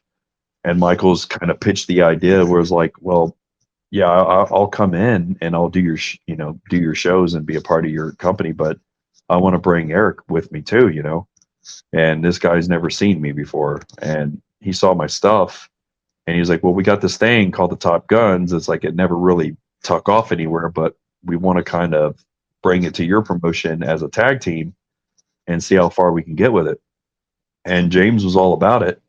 He was like, oh yeah, man. He's like, I'll be cool with it. Like, if you guys can come in here and get it over with my crowd, then I'll make it happen. And I told Michaels told me, he was like, well, it hasn't really worked out the way I wanted it to with the way I want to do it. So we're just going to let this be your thing in Chicago. Like the Top Gun will be an Eric Fallen thing in the Chicago area. Anywhere else, it'd be Ryan Michaels' thing. But here in Chicago, it'd be Eric Fallen's. And I said, okay, well, this is what we're going to do with it. We're going to strip it down. We're going to make it a little bit more edgier. We're going to make it a little bit more wild and crazier and just more intense. We're going to take away the movie. We're going to take away the movie part about it. To anything like, I don't want people looking at us and hearing that and thinking of that movie. I don't want them thinking of that movie at all. We're not going to be coming out the danger zone. We're not going to be doing any of that. I'm not going to be wearing an aviator jumpsuit. That's not happening. So, I'm gonna tear this thing down. We're gonna have leather jackets. Mine's probably not gonna have sleeves on. I'm gonna have the old Hart Foundation British Bulldog look. You can keep your Bret Hart jacket, and we'll put a cool looking skull on the back of it. Put some masks on our face, and just look like almost like a biker gang, or look like some sort of something like a club, or just two guys that, you ever see that movie Warriors? Yeah. Everyone had their own little group, but then it's like, we're just going to be our own little thing. The only difference is there's only two of us, and that'll be it. But we're going to be a little bit more raw. We're going to be a little bit more underground, more Fight Clubbish is where I want to go with it. And he was kind of iffy about it, but man, I just told him, I said, just listen to me, man. Like, if it doesn't work, then I'll make a deal with you. We'll shake on it. If it doesn't work, then hell, I'll come out and be the Goose, Eric Fallen, or the Iceman, Eric Fallen. You can be Maverick, Ryan Michaels, and we just run with this stupid thing. I was like, but let me do it this way and see how it works, especially in Chicago. And man, he gave me the ball, man, and I took it and tore it down and dissected it and found some really cool edgy music. And man, when we came out that first time, man, and we stood toe to toe with the Crown, oh my God, man, we had that place. We had the roof blown off that place because, yeah, the name, you've heard the name before because of the movie, but then it's like, this is everything that is not the movie. These are just guys that call themselves the Top Guns because they got massive egos and they can go in there and back them up. And now they're standing in front of this new up and coming tag team called the Crown, who looks like a modern day Legion of Doom. Bro, this is going to go hard. Like this is old school here. This is like Legion of Doom versus Demolition. Like what's going to happen? Oh hell! So it was that way, man. And our jackets have studs on it, man. We have a little bit of a Demolition look. So it was just like, it was just needed. It's not that it was a bad idea. It was just like, you can take a bad idea and make it a good idea if you just strip it down a little bit and give it a makeover. Yeah. It just needed a makeover, and the crowd. That's cool. The crowd popped for it and they loved it, man, because it was like, you're gonna know as soon as you come out here if it's gonna be like, oh no, the crowd's gonna let you know if they like it or not, because sometimes the crowd's the best audience. And they'll let you know if they like something or not. Like when I was watching that First Blood match you had against Scotty Amos at Dayton Mania. Right. I was sitting there. I was watching. I love the match. I love what went on because you guys went out there and you almost about killed each other. And I like how am I going to say this? I like how to some people it's still kayfabe. It's I don't want to use the term. It's still real to them because I don't want you to think or anyone to think is that I'm using the F word for wrestling, which I'm not.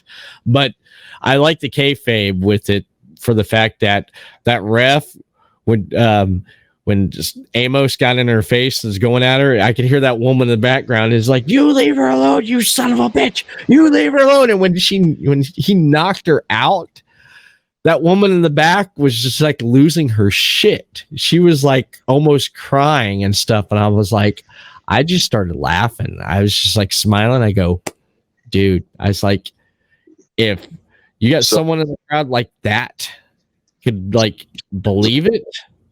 Here's a little story about that you don't know. The woman back there yelling was the referee. I think it was her mother. I thought it was. I thought it was one of their family members, but he dropped this woman right in front of her mom. And it was a time that I thought a riot was going to break out because we're in a bar setting and everyone's liquored up and everyone's, you got people in there that have probably seen the show. You got other people that probably just drifted on in there because they need something to do. Oh, there's wrestling going on. Let's just come in here and check this out. And, they might be sensitive to those kind of things. And then they see this happen. They don't know the difference. And it's like, all I'm thinking about is like, if everybody starts storming Scotty, I don't know how many people I can help take out in time. I'm down here selling like a champ. But at some point, if they start all gunning for Scotty, he's either going to have to be a good, sprinter and figure out how to get out of Dodge, or, it's going to become one of them things where me and Scotty going to have to go back to back on these people because he just did a very controversial thing. And to do that in the ring is one thing. Yeah. You kind of got more protection. But when we're out there lost in the sauce, man, and we're in the crowd. This goes back to old Terry Funk days, man. You don't know if someone's going to pull a knife out and stab you in the ribs or the leg. You don't know. Like Piper stabbed, yeah. And there was already a fan, like Scotty told me, there was already a fan out there that was pro Eric Fallen, and he hated Scotty. And when Scotty hit me with the chair and I went down, this guy, like, I guess he pushed Scotty or came up and pushed him down, and security had to like grab him and pull him to the side. And it was getting intense. It was good, man. It's like you guys went out in the crowd there and stuff, but yeah, the reaction from the crowd, I like how the crowd reacts. I look at that too when I'm watching a match. I'm like, are they buying it or are they shitting on it? It's like these guys are having two people could have the best match of their lives, and the crowd could be like, this sucks, or like the crowd could be into it, and it's like everything was just hitting right there for me when I watched it, and I'm like, this is some good shit. But the thing I did not like was from the person who was filming it, it cut off at the end. So I didn't know what happened, because after you busted that chair shot, that was a great spot right there, having that chair spot bust Scotty open, and there's no ref, and then the video goes off, and I'm like, I was kind of pissed. I was like, oh, come on, man. And I was looking for it on YouTube. I'm like, I want to see this from this another angle. And I couldn't find it. But what the hell happened after that? Because so what it was So it was supposed to be because me and Scotty were starting to tell that little story, and we were trying to make each other both look strong, and so it was supposed to be one of those things where it was like I think it was more like we were trying to take a little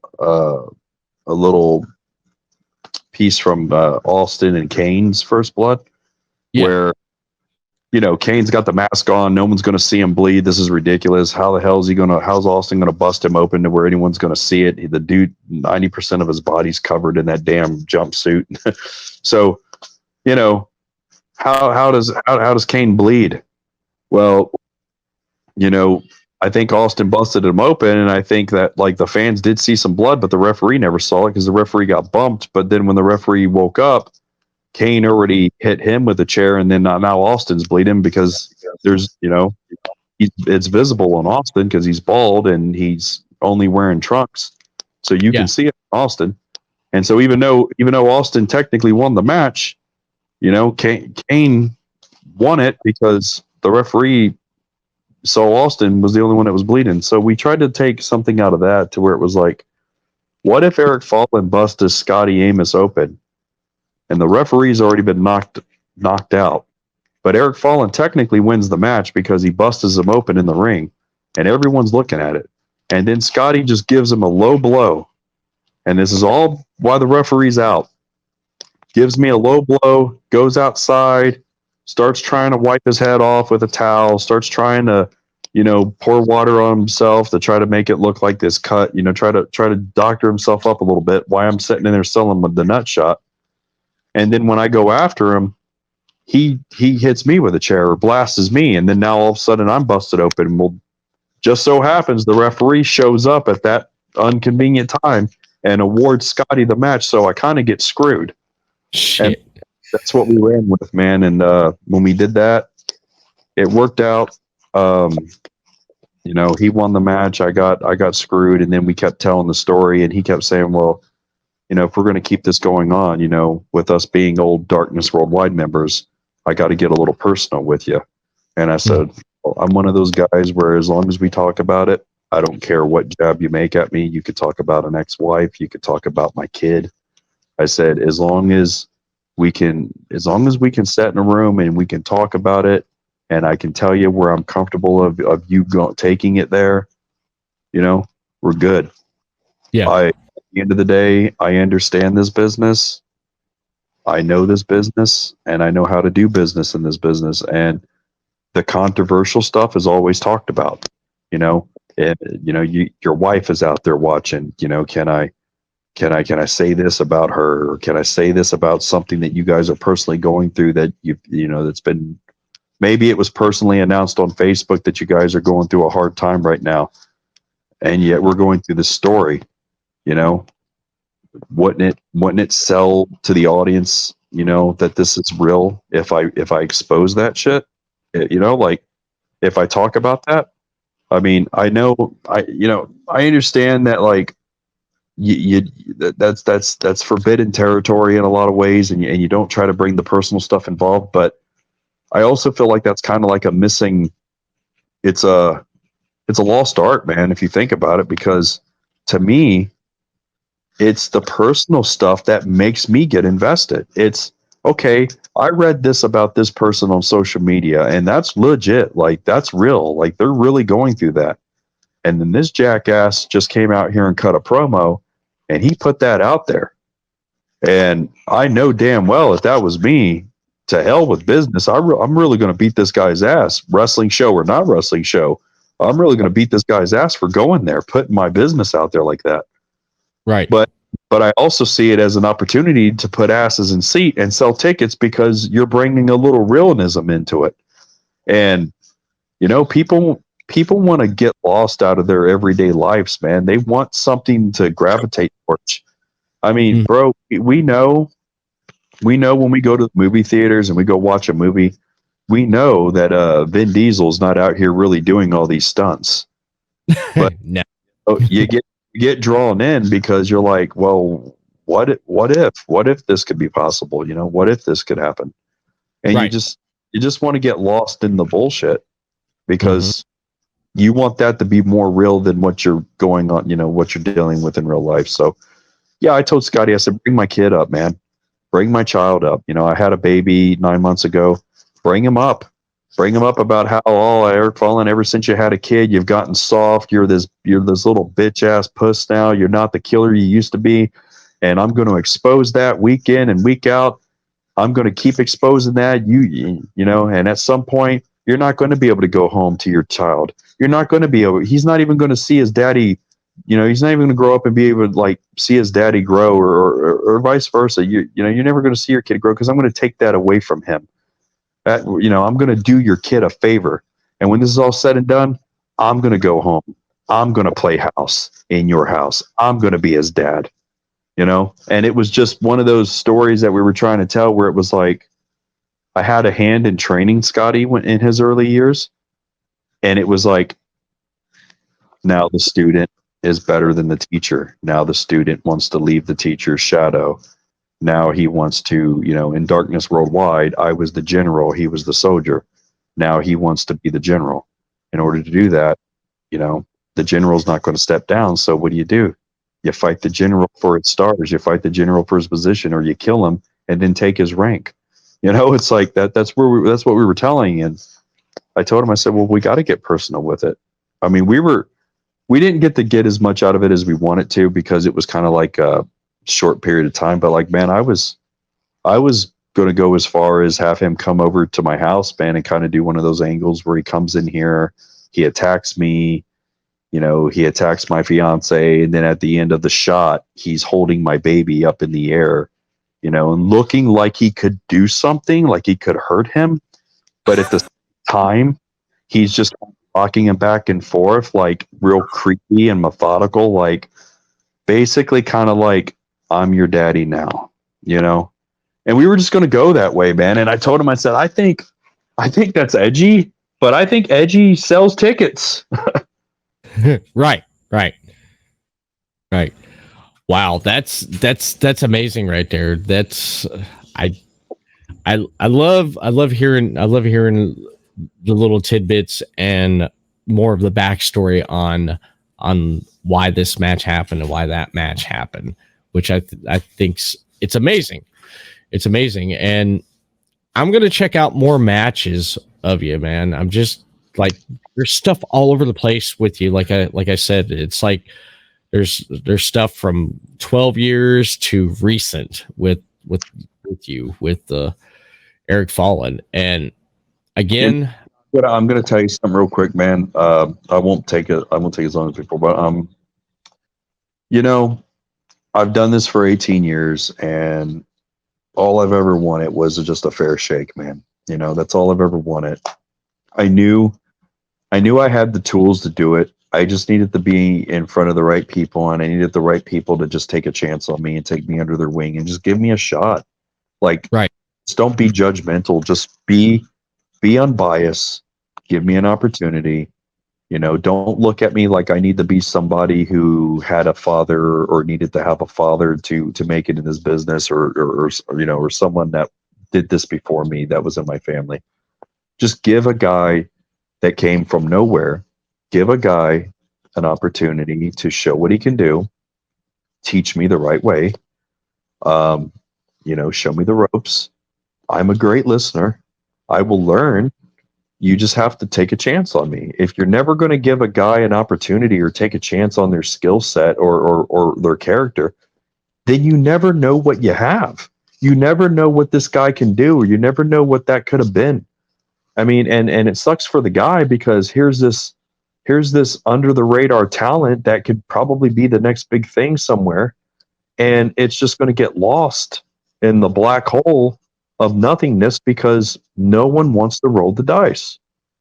And man, I've been burnt so much by different promoters and different places, man, to where it has almost made me want to step down and quit, because it's like, why am I working my ass off to prove anything to anybody when, you got these guys who just want to put their money and their time and their effort and opportunity into their buddies or their friends, and then it becomes a buddy system, and then it becomes a, oh well, we're just going to keep going with the same guys that we've always went with. Well, how does your business ever going to grow, or your product ever going to, further along, if you don't give guys on the outside that have never worked for you before an opportunity, man? Like, you Right. got to give guys like me.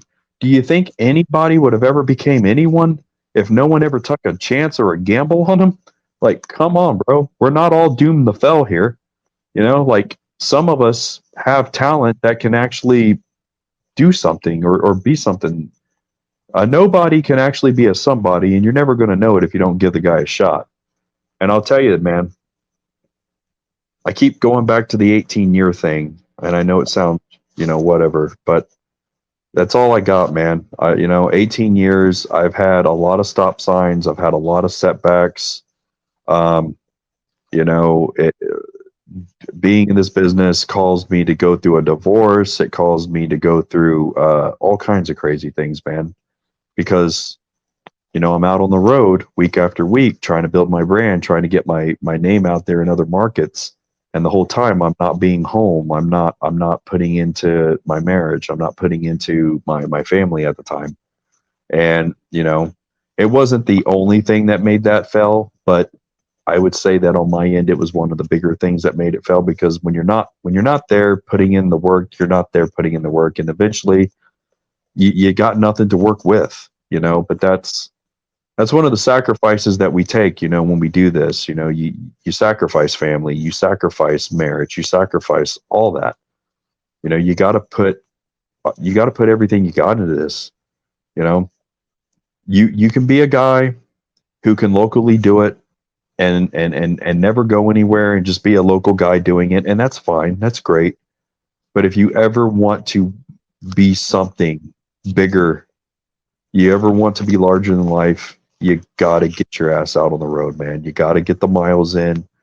You got to get your name in all these other markets and all these other places, and you got to establish that, or else, you're just, to me, if you're not going to do it that way, then, just my opinion, then you probably shouldn't be doing it, because, I mean, why would you not want that experience? Why would you not want to go wrestle different people better than you? Why would you not want to, go share locker rooms with guys you grew up watching on television and pick their brain and learn from them and get their respect? I mean, I told my girl the other day, man, and I told Michaels, I was like, I said, I'm fortunate enough to gain a little bit of a fan base over the years I've been doing this, and it's kind of like a cult-like following now where I go, because I just know how to connect with a crowd. It's not hard anymore for me. Like, I can basically fill them out. Okay, this might not be an Eric Fallen crowd, but by the end of the night, I probably can convert them into being an Eric Fallen crowd. I got to tweak some things. I'm gonna, maybe I'll come out with my face on fire tonight. Maybe I won't. We'll see. But whatever I do, I'm gonna do something unique and draw attention to me, to where it's like, at the end of the day, if I can be in the conversation on their way home, I did something. I did my job. I became something. It might not be a week to week household name, but if they're talking about me in the car and they're talking about me at home, then technically, didn't I kind of become a household name in a way? Because I did something. I was unique enough to stand out, to do something. And to me, those are people that are special, and I know you've seen it. Maybe you haven't, but yeah, I do this thing, man, where I put on this gas mask and I put these sparklers in my mask, and I light it up, and it looks like a flare. It looks like my face is like big pyrotechnics. It looks like my face is blowing up, and I walk out to the ring like that, man. And there's just something about that. It's ridiculous when the lights are on or it's out in broad daylight. It doesn't have the same effect, but when it's in the dark, man, and I come out like that, there's something that brings that hell archer Leviathan like demon devilish thing. There's something that brings that to life. I can't tell you what it is. It's just when I got the contacts in and I got the fire going, man, and I got the presence down, it's like I've embodied something, that's not of this world, and it's people gravitate towards it, whether if they're Eric Fallen fans by the end of the night or they're not. You know, nobody else came out. Nobody else had an entrance like that. Nobody else came out and walked on their hands in the ring, and then nobody else is doing that. I mean, you can't create me in a 2K game.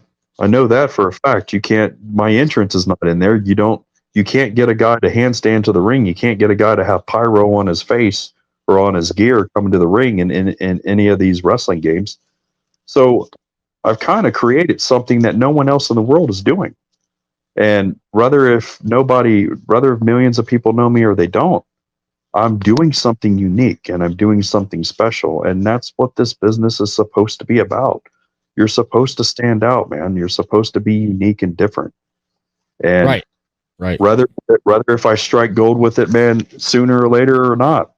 I mean, bro, I came back from COVID. I came back from divorce. I came back from a torn abdomen, man. Like I tore my abs all to hell in a match. I tore my lower abdomen off my abdomen wall, and I had to have reconstructive surgery. And I was out for 6 months, and they told me that I probably would never wrestle again because it was too risky being so, such a crazy injury in that region. But Damn. dude, I got pissed off, man. I really got pissed off hearing that news, and I said, you know what? I'm going through so much stuff, and it's all happening at this one time. It's I had a really bad leg injury. All these things, man, started happening, and that really made me like I came really close to tapping out, man. But then I went back to my basics, and I went back to what brought me to the dance, and I said, you know what? Come hell or high water, man. Come do or die, man. And this was some advice I got from Sabu, which is a really good dude. He told me, he said, don't let anything or anybody tell you when it's time to stop. Like, your own body, your work ethic, who you are. If they're not for you, or they don't back you, or they don't support you, screw them. To hell with them.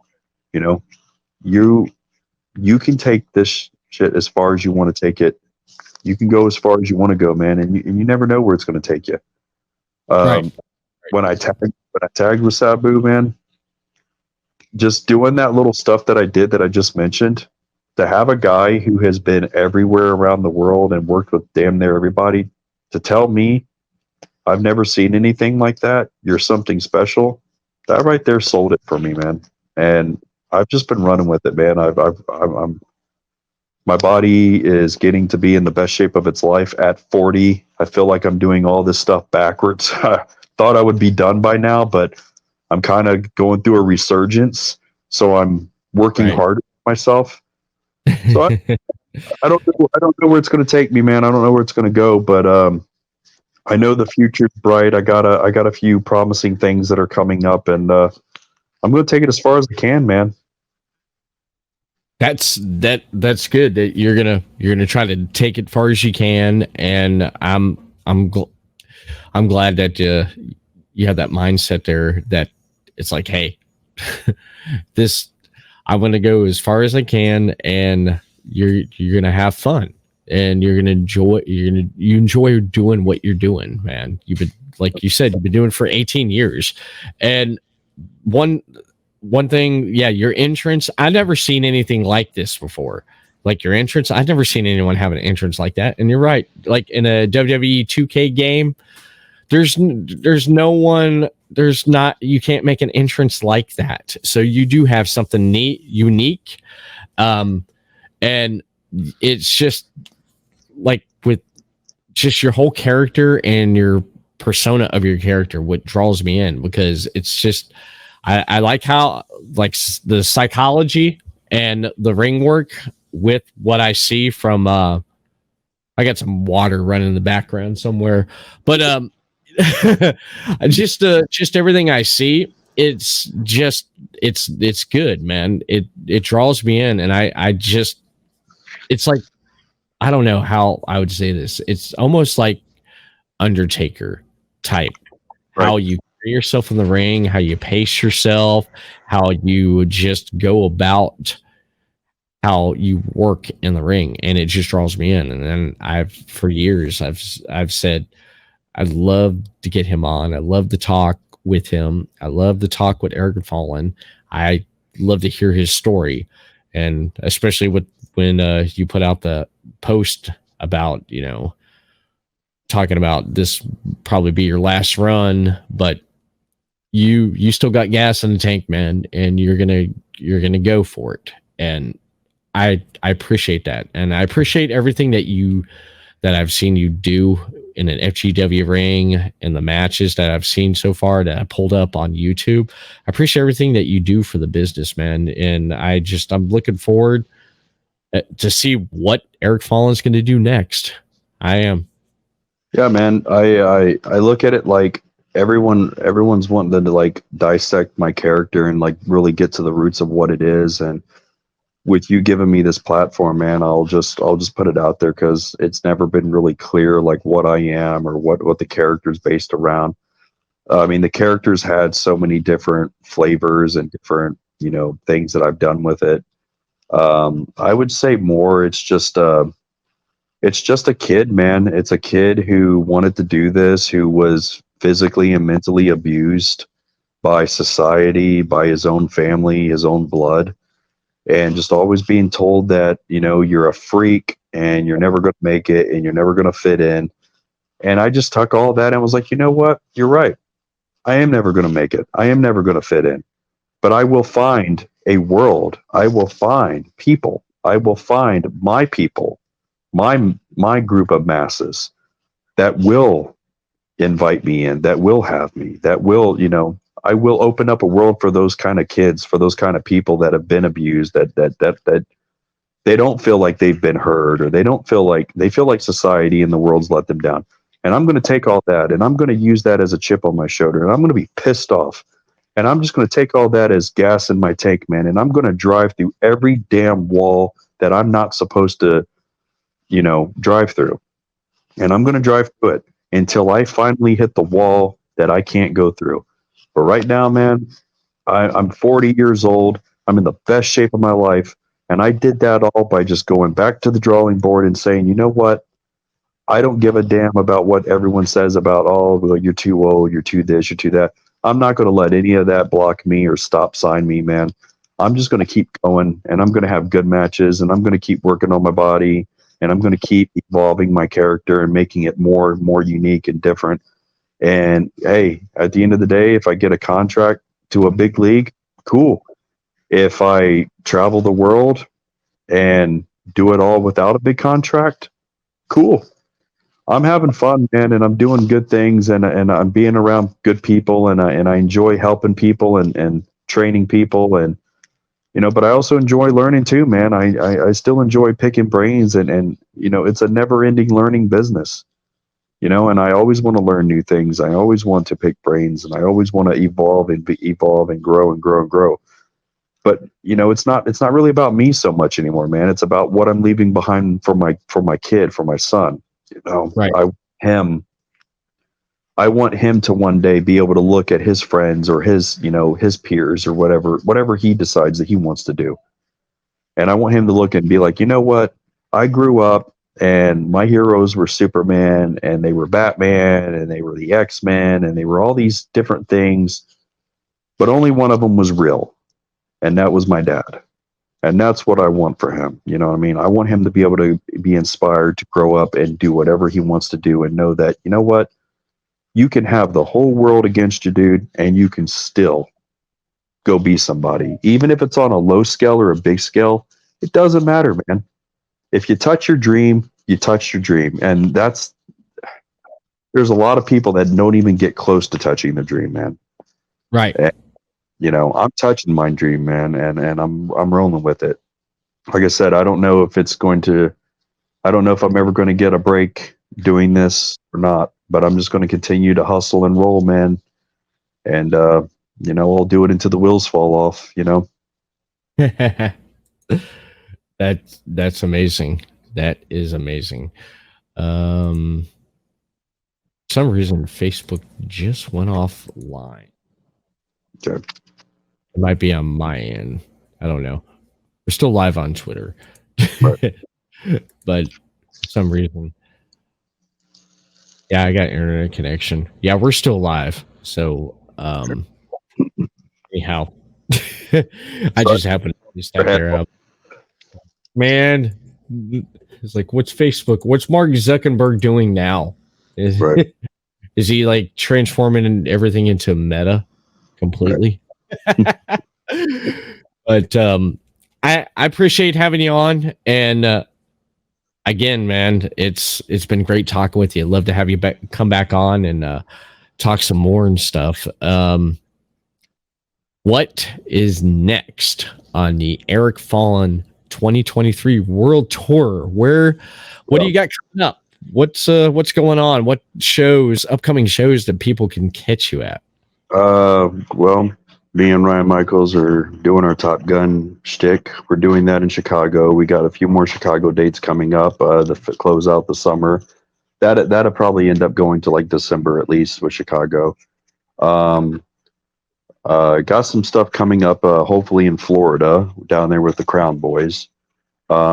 Just got my foot in the door in New Jersey, so plan on trying to go back out there at some point. But honestly, man, I'm shooting for international stuff, man. If you want the truth, I'm shooting for West Coast. I'm shooting for England.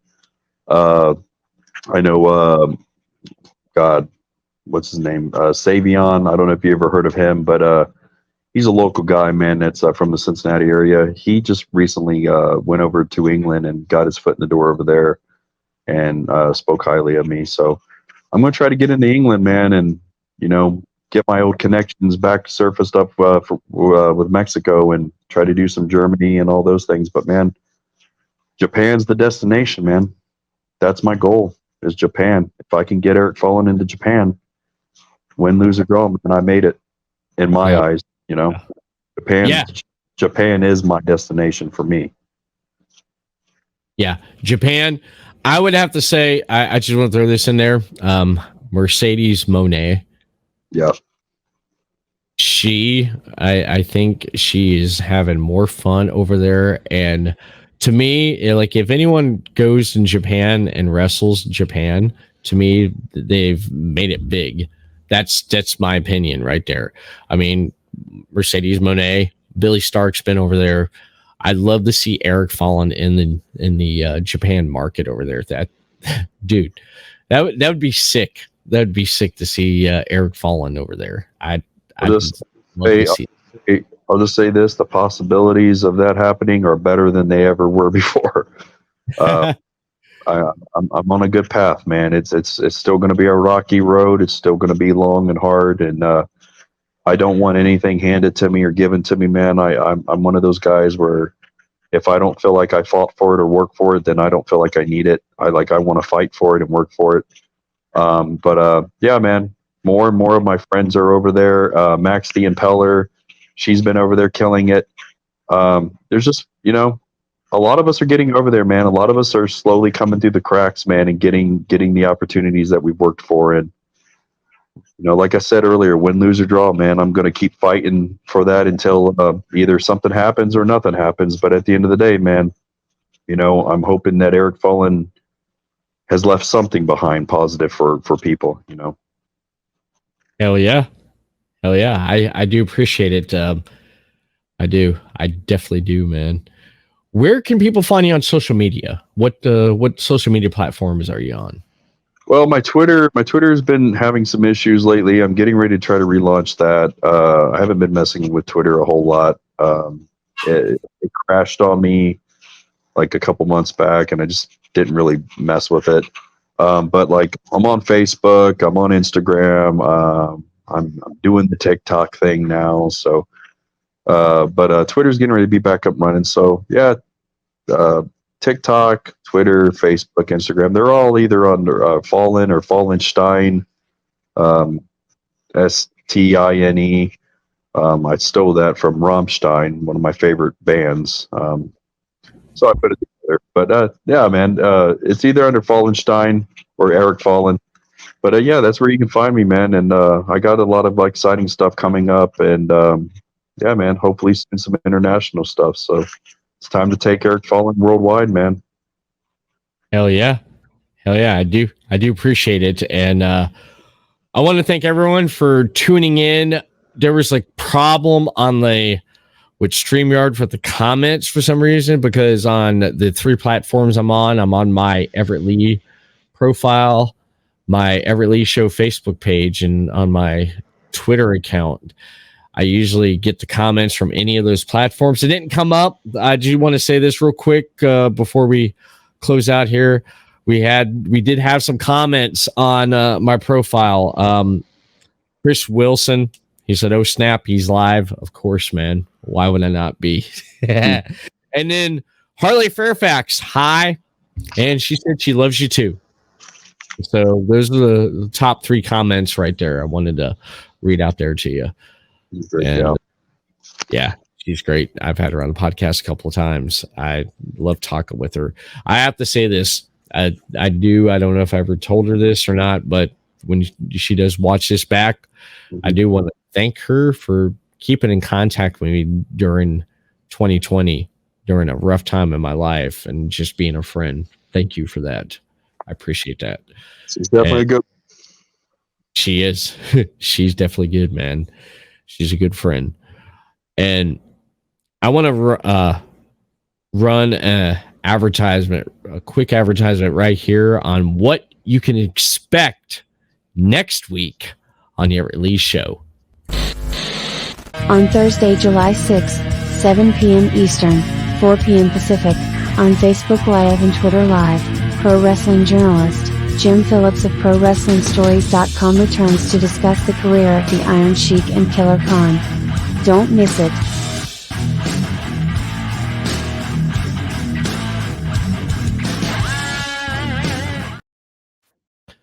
All right.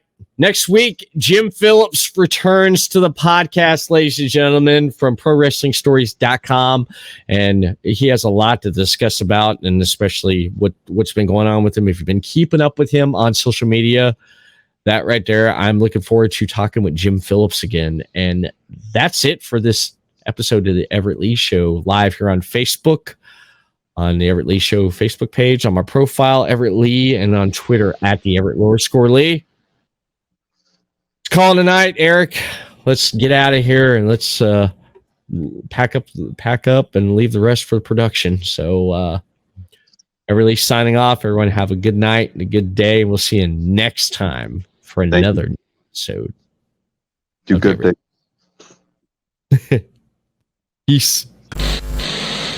Follow the Everett Lee Show on the following social media platforms: Facebook, The Everett Lee Show; Twitter, at the Everett _Lee; Instagram, Everett Lee. Subscribe, follow the Everett Lee Show on the following platforms: Anchor.fm/Everett Lee Show, YouTube, Everett Lee, and Johners Podcast Network, WrestlingWithJohners.com.